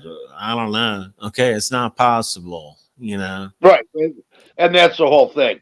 But if they're now for cellular based, and I got to see, I'm not going to worry about the alarm That's system. what I'm saying. That's basically a game cam. It's basically a game cam at that point.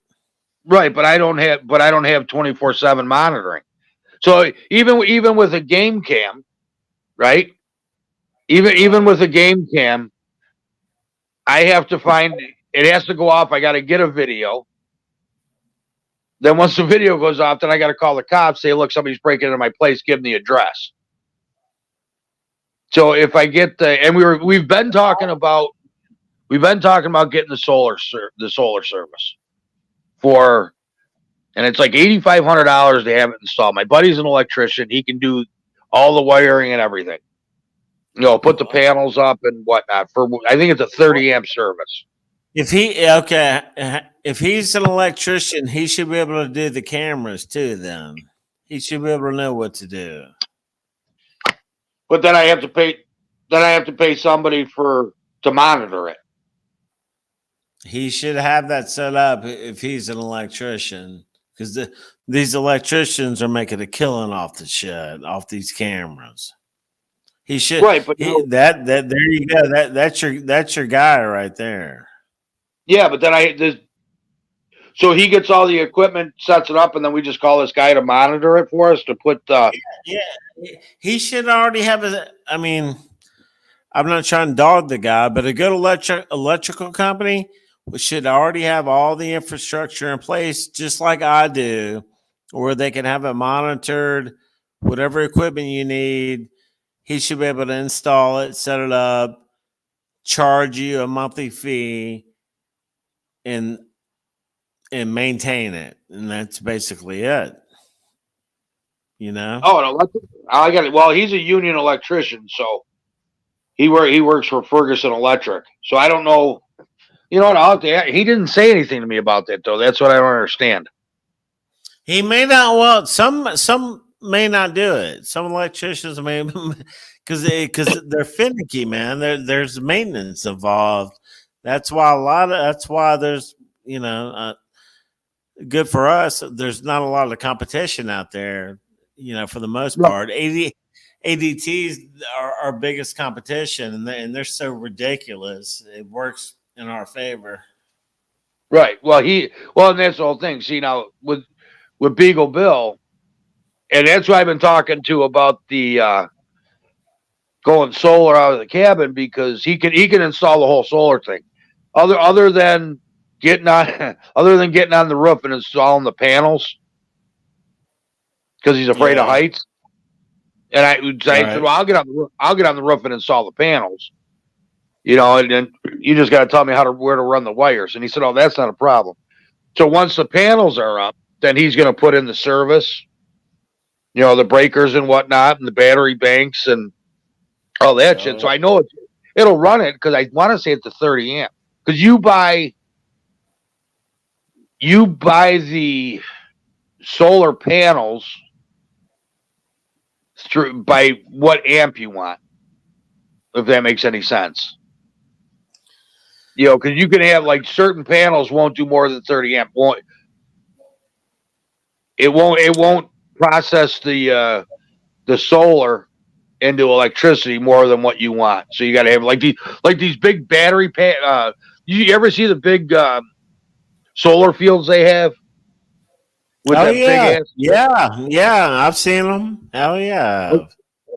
Okay, now if I got one of those panels, and they might do 100 amp service, whatever the service is, it wouldn't necessarily do my 30 amp, because it doesn't process the solar enough, from what he was saying. There's certain panels are for certain amps, so you gotta match your panel with your. I mean, all I know is it's really, really tricky if you don't have power and internet, man. If you're dealing with strictly solar, it's probably not going to be. It may work, but it's probably not going to be really, really reliable. Well, let me ask you this. Let me ask you that. Does your system use more energy than a toaster? No, not really. No, it's low voltage, man. Like plugging in a lamp. With the solar system, the solar power that we're putting into the cabin could probably run a toaster, he said, for over a year. All right. You know what I mean? It'll rejuvenate the batteries fast enough where you could run a toaster that's an open-ended circuit. He said it could run it for a year before the batteries couldn't keep up. Okay, well, I would tell him to put in the cameras, make him back that shit up, see what happens. So he could do that, yeah, and that's fine. But I'm just worried about the power, because I have a guy that does the. See, we're getting our lines crossed now, because the guy that runs the home monitoring system will install all that. Is like you're telling. I'm just worried about power. Then I'm going to call this guy that has I can't, like the ADT, like you do, the security system. He'll actually come and install everything. Right. So it's kind of twofold. I got to get solar power to the camp anyways if I don't want to run the generator anymore. So once I get that installed, then I would call this guy from. I just don't want the guy to screw me and tell me something will work if it won't. Exactly. And then you're going to be pissed, because a lot of companies will do that, especially if they send a fucking salesman out there who really doesn't know what he's talking about. Right. And that's why I'm kind of talking to you. So, but we're getting it screwed up because you want my electrician to hook cameras up. Well, it doesn't matter, because it's going to be. I mean, he'll hook them up solar wise. Right. And they may work. That's what I'm saying, dude. I'm not a solar guy. I don't know about that shit.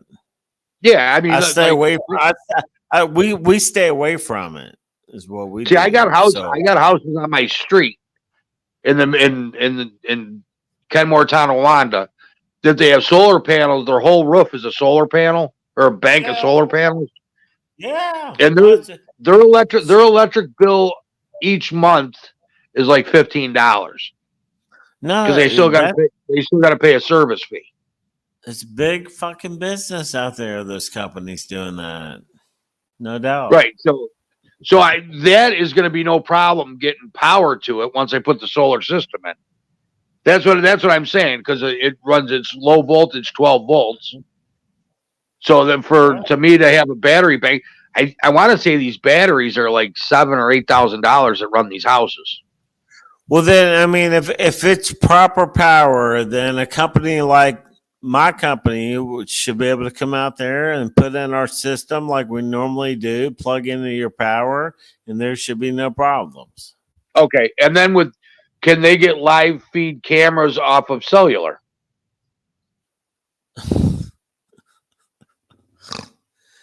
So now really, you know, I don't think cellular cameras are really hardwired, man.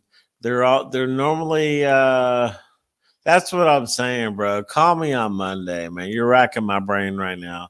Because normally the cellular cameras I've seen, and I'm not even talking about game cams, they're normally like battery operated, or they have a little solar panel on top of them. Right. Well, like there's like, and I know like you got the Eagle cams. Do you ever see like an Eagle cam where they have a camera up, mounted in a tree where there's no electricity, and it's 20. No, that dumbass down here, he ran a Cat 5 wire up there. He hardwired that bitch. Okay, well there's more than one guy out there running cameras. Like I watch the Ozzie and Harriet Eagle that was in Fort Myers, and that guy ran a Cat 5 wire up that tree into the nest and put that camera. Oh no, whenever one I was watching, there was snow in the nest, so I don't think that was in Florida. Okay. Right. You know what I mean? I mean, there's just so many of them. There's like Crush TV has a man. It's crazy, dude. I'm in this business, and I can't keep up with it. You know, that's where I'm confused. I don't know anything about that. But you know what? You tell me something about the trucking business, I can answer the question with no problem. Because that's that's what I do. And it has never changed.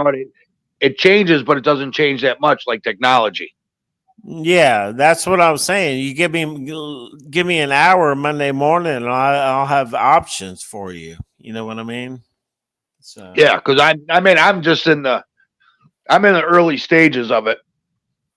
I won't have, if I decide to go solar, he's got to give me a price on what the whole thing's going to cost me to go solar. Right. So it might not even, and that's the whole thing. But if he tells me it's going to be $10,000 to go solar, just for instance, $10,000 to go solar. Well, what if? How long is it going to take me to spend $10,000 in diesel fuel to run the generator when I just want to? You know what I mean? That's just like right. Yeah. Is it cost effective? Am I going to leave the property? Am I going to sell it in the next 10 years, whatever. Like I said, I've got a guy, he's a friend of mine, who's got a pretty big solar business, man, and he's based out of New Jersey. I don't know how far away you are from there. 8 hours. Well, it depends where in New Jersey. But he would could be 6 and a half. Could be 6 and a half. I think he's all over, but that would be a good referral for you if you want it. I mean, even just to buy the equipment, because we have Solar City here that I could probably get factory direct solar panels cheap because they're built right in Lackawanna. Elon Musk built Solar City, which is what the hell's the name of that place? Maybe that's where he's getting his shit from. I don't know. Well, I don't know. That's a bone of contention too, because in order for them to open up in New York, they had to hire X amount of people and they had to buy X amount of equipment. But most of the equipment they bought is sitting in a warehouse 20 miles away in Niagara Falls that they're not using. Right. You know, so that, I mean, it's, and you know, it doesn't come across the news all that much on what's going on, but you know, and we were just talking about it because if we can, even so, like it was my buddy's trailer, he's not that far from me. We could run, you know, we could run a heavy extension cord, and he could power what he needs to power off of my solar, just with, you know, with like 10 gauge wire, because he doesn't have much. He's got a propane electric refrigerator. So like, if like, which is cool though, because when he starts going up there, he switches it from propane to electric. So when the generator's running, it runs on electric. When he's not there, he can leave his refrigerator running off a 100-gallon propane tank. Right.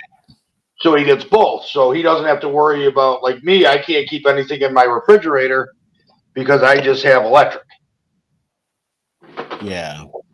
You know, so when I'm up there, the generator's running the whole time. You know, it runs, you know, 3 days straight, but it regulates the power used, so I'm not using as much fuel, say, as if I was running a construction site. I'd be filling that thing up once a week. Right. So, and that's the only reason. Now with the solar, though, I could actually leave that thing run all year with the solar and never worry about it, but I wouldn't because I'm not using it in the dead of winter. You know, I can just shut it off and it just charges the batteries and maintains the batteries. But like I said, how long is it going to take me? How much is it going to cost me to go solar? And will I ever get my money back? Because then now you're just throwing, you know, it just doesn't make any sense. Yeah. These are these are the things I think about when I got nothing to think about. No, that's good shit, man. That's what you got to think about, man. That's what I'm saying. That's, you know, because obviously you want solar. I should give you my buddy's name and number. Let you pick his brain, because he'll have all that. He'll have all the answers for you. I promise you. Yeah, because we'll definitely talk offline and figure it out. Because I have I didn't put my Dallas bets in yet for tonight. Dallas Lions. That's going to be a good parlay. Oh shit! You got a good one? So far, well, I got my worksheet. Well, I sent you a picture of my worksheets, right? How I go about doing it. Yeah. Okay, so I got the, like for the Lions today, I got Goff stats, Gibbs, Montgomery, St. Brown, Williams, and Laporta. And then for Dallas, I got Prescott, Pollard, Lamb, Cooks, Gallup, and Ferguson. So now what I'll do is I'll, like Laporta, the last 5 games, Laporta has receptions, 3 receptions, 5 receptions, 2 receptions, 9 receptions, 5 receptions, right? So you add them up, you got 14, 16, 21, 24. 24 divided by 5 is it'll be 4.5. So if Laporta's catches are over receptions is 4.5, I'll probably take over 4.5. If it's over 5.5, I'll probably take the under 5.5 because he's only caught over one time, and that was 9 for 9 for 140 yards. So, and I'll write all these down, all these possible things, right? Now, so I do this, and I get like 8 or 9. And then I put them in, but the only ones like I'll have Lamb as an anytime scorer, and I will probably have Gibbs as an anytime scorer because Gibbs in the last 5 games had 2, 1, 1, 0, 0. And that's what actually or St. Brown could be one that I have an anytime score too. But I haven't hit yet this year on anything more than 8. But I hit one the other day that was a 7, and it paid me $800. How much? 800 on seven picks No. for a $5. What's that? Fuck. Nice. No, that's fucking awesome. Yeah, it was a $5 bet on a 7-leg, and that was 2 games though, so they didn't. It should have paid more, but because it's 2 separate games, it actually pays less. Gotcha. Because the same game parlay pays more than if you divvy them up. Because Right. you can cherry pick the ones that are coming in. But I had last night? No, Thursday night. It was the Browns Jets, right? So I had a 9-legger. I think it was 9-leg. So just before game time, they decided that they weren't playing. Oh shit! Who's the Cleveland receiver? That's Cleveland's number 1. Garrett. Oh No, it wasn't Garrett. It wasn't Garrett. no, fucking Cooper. Cooper. Yeah. He was 3 of my legs, so it went from $1,900 possible win down to 168. Damn. Yep, just on three bets alone because they voided those, and I still didn't win because Njoku didn't get an anytime touchdown. But I hit on the other 5 because it was 9. I hit on 5 of the 6, and he had like 170 yards. And you mean he couldn't score a touchdown with 170 yards of catch and run? Right. Well, you son of a bitch! But it was only 168, so I didn't mind. But I think that sucks that they don't offer you your chance to get your money back if they void it. Right. But now, did you hear about the ESPN app? No. Oh, you didn't hear about that? All right. No. So, okay. So, like my FanDuel or DraftKings, Caesars, all of them. If I say I have an 8-leg that pays $1,000. If one of those 8 legs is a push, like say you say the game goes off and you're -3. Say you have the Lions at -3, and the Lions win by 3. So the other team, that's obviously a tie, right? All those people take all the big ones take that leg out and pay you on the percentage of what you put the bet in at the odds. Right. ESPN didn't honor any of the rest of the bets. So the very first week they opened, one of the games tied, and they didn't. And people won on the rest of their parlay. They didn't pay out. It was like hundreds of millions of dollars. Damn. On payouts, yeah. So I don't know what happened because for whatever reason, we can't get ESPN Bet here in New York. Really? Yeah, they didn't allow it, so I didn't download it. But it was a big thing on. It was a big thing on the internet. And Pat McAfee didn't talk about it because he's employed by ESPN. Right. Well, I shouldn't say he didn't talk about it. He didn't elaborate on it. He mentioned it because it was news, but he didn't go in. He didn't say if it was right, wrong, or indifferent. Right. So when I started doing the research on it, it was like, holy fuck. Right. It was like, I can't believe they did that. So they took all this money that came in. They paid out 0 because they would have lost their ass. So that's the same people that bought Portnoy's or sold Portnoy's company, his $400 million company, back for $1. Right. Is the same one that's running that ESPN bets. So I'm guessing they used that whatever money they gave to Portnoy originally, they were kind of broke and they thought that they were going to recoup with the bets, so they sold that back, and then there wouldn't be any what's the word I'm looking for? Any conflict of interest. That's why they sold them Barstool back. So I don't know what's going to happen. I haven't heard anything about ESPN bets yet, and I don't even know if they're still around or if they changed policy. I have no idea.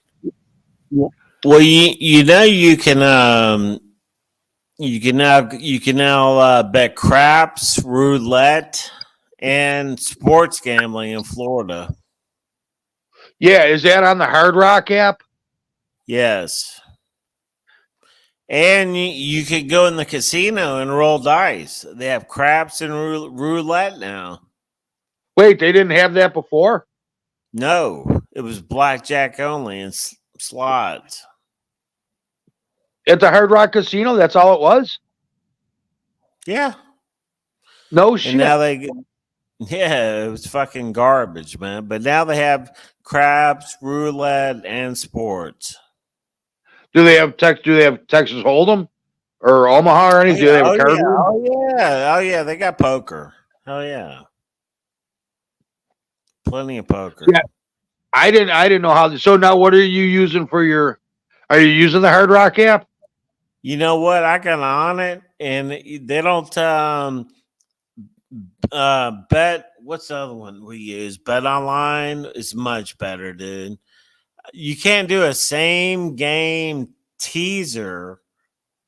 You know, it's I think their app is garbage. I'm not gonna. I put in $25. They have a no regret bet where if you lose, you get $25 more. But they don't have Bet Online is much more enjoyable. They have a lot more action. There's a lot more stuff going on over there. The Hard Rock is kind of limited, to be honest. Yeah, because I don't even think I could use it because I'm not a Florida resident.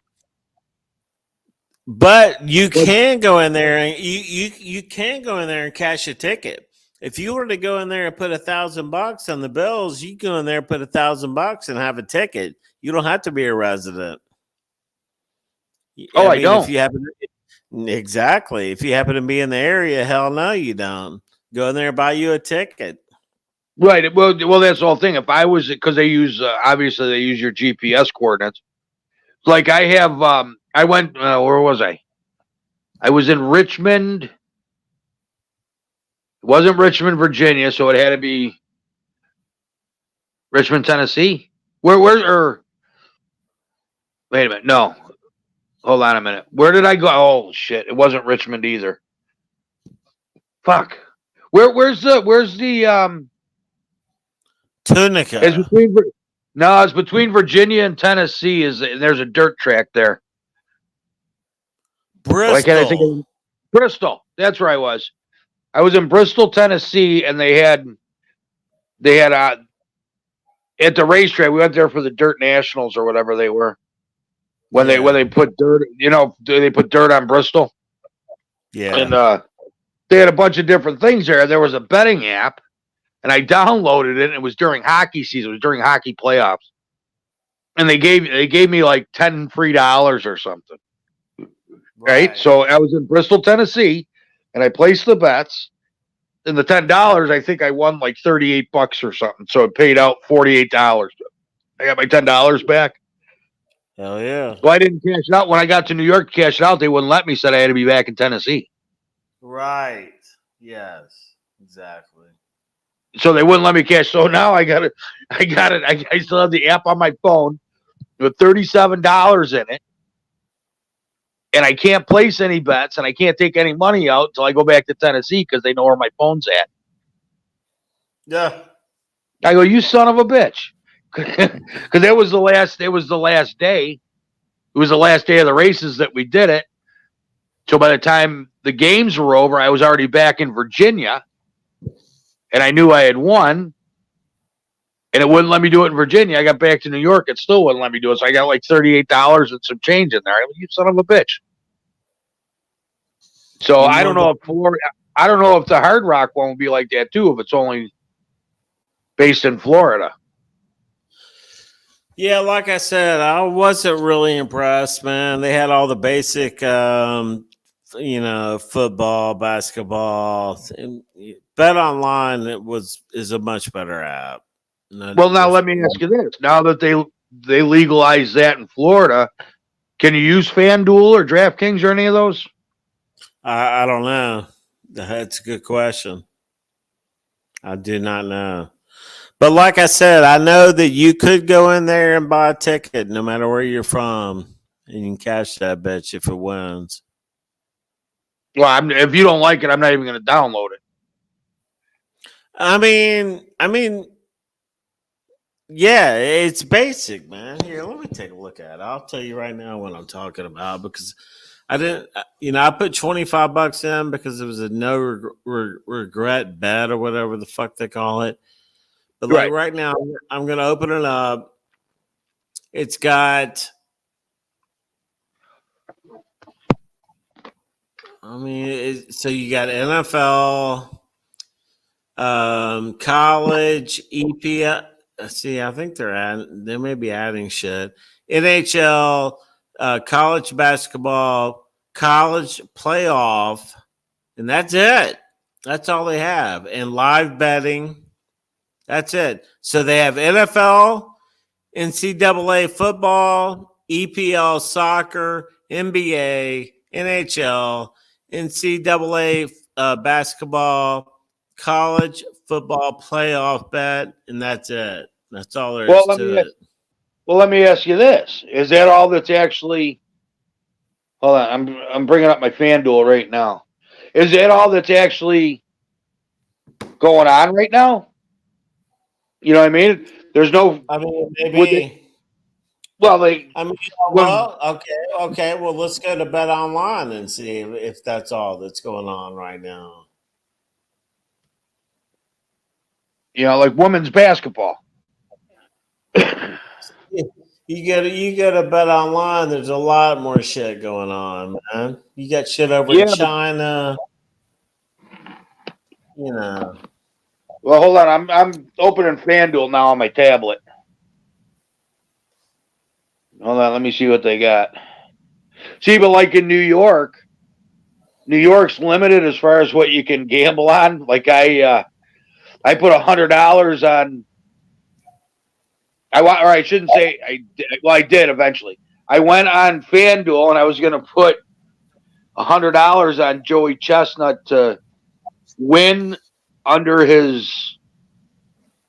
Oh no, I hear you, man. I used to bet heavy on this Czechoslovakian table tennis. What? That shit. If you get dialed in on the right players, man, that shit's fire. Dude, I'm Czechoslovakian, right? Are you? My dad was 100. My grandparents came over from Prague. So you know about the table tennis? No, I never even heard of it. Oh my God. Never it's huge in Czechoslovakia. I thought it was huge in China or Japan. China. Czechoslovakia. Look it up on Bet Online, man. It's large. I keyed in on a couple good players, man. Made a killing. Holy shit! You got me laughing. All right, so this is what FanDuel has up right now. They have NFL, NBA, college football, NHL, college basketball, soccer, tennis. Women's something. Just says, hold on, I'm clicking on it right now. See what it says. And racing. Oh, you don't have horse racing on your Hard Rock. Let me see. Fuck. No, there's no horse racing. Women's ends. Oh. Hang on. There's motor racing. No horse racing. There is table tennis. I didn't get table tennis, but FanDuel has a women's tab. When you click on it, it comes up tennis, WNCAA basketball. Oh, it must be women's basketball futures. MMA and boxing. Wimbledon, lady. Hold on. Let me. Hold on, let me see what. That ain't right though, because women's college basketball's going on now. I mean, this Hard Rock. See, I guess I should have looked a little farther because they have all C rules: football, baseball, basketball, boxing, darts, football, golf, handball, hockey, MMA, motor racing, rugby. So they have a pretty good. It's stacked up. They don't have the casino games and shit like Bet Online does, which I guess for good reason. Yeah, see, in New York, you can't bet. Yeah, I don't have a bunch of that stuff. Upcoming races, Lions, Cowboys. Oh, I wonder if NCAA basketball. Hold on, I wonder if I'm clicking on that now. If they have women's basketball in that on these tabs, but I don't bet any. Yeah, I got tennis, women's, racing, learn to bet. But I'm wondering if they don't have the tabs. What if they don't have the tabs while the seasons aren't in? Probably. I thought about that. But we definitely don't have table tennis on here. Men's. If you get that Czechoslovakian table tennis is big on Bet Online, man. Now I'm gonna have to go. Son of a bitch. Now I'm gonna have to go on YouTube and look up Czechoslovakian table tennis. Yeah, keep me posted. Keep me posted. Give me a tip if you see it. Somebody, this guy, who's that I was betting on? This motherfucker was fire. I don't even know. I'll let you know if I can find them. See, you know what? You can't bet on women's basketball on FanDuel. It's only women's futures. I know who wins the. Yep, it's just men's basketball. I wonder why that is. I wonder if DraftKings does, but I don't bet on it any. The only thing I bet on is football. Yeah, me too. Really, and table tennis. And table tennis. I bet on football. I bet on the 3 big horse races. You know, the Derby, the Belmont, and the Preakness. I love the Belmont. And I want to go to the Belmont. That's only like 5 hours from me. Really? That's the long race. That's my favorite. Yeah, that's my favorite. Yeah, that's the long one. That's where all the horses end up dying, which is bullshit. They got to figure that out too, because all the horses that died this year. Oh God, that's a whole nother conversation. Oh, I know. Yeah, it's sad. You know, I could understand 1 or 2 a year. Right. You know, right. Yeah. But usually, you know what? And usually that's usually because of a broken leg or something. Right. Accident. But these ones is it COVID related? Were they dropping over because of COVID? Steroids or some shit? Well, no, because they got to go. They get tested. Right. You know, them horses get tested. You know what I mean? It's just. Do they? Wow, that's crazy. It's just weird. So, but a girl that I'm messing around with now, her mom lives in Kentucky, and about 60-minute drive from Louisville. And there's a place right down the street from her. And I'm trying to think where her mom lives. It's tiny, Lexington. She's right outside of Lexington, Kentucky. And there's a track there. We were just talking about it the other night. There's a track there, and all the horses you see that run in the Derby are running at this track like a month before the Derby starts. All the private jets come in. You see private jets all over the airport.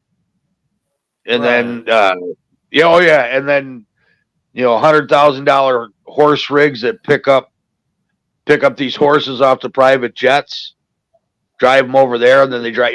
She said it's amazing. But they have ladies' night, and it's really cool. They have ladies' night, and they have the handicappers, and it's $10 for a lady to get in, a woman, and you get a group of 5 gets their own personal handicapper, and he teaches you how to bet on horses, what to look for, how to read the post sheets and stuff. He said it's really cool. That is cool, man. Hell yeah. Yeah, that's in Lexington. They're getting everybody ready for the Derby and yearly. But we were talking about going down. Hey, I'm about to go. I'm about to take about an hour nap and get ready for this Ole Miss game at 12 o'clock. Yeah. What channel is it on?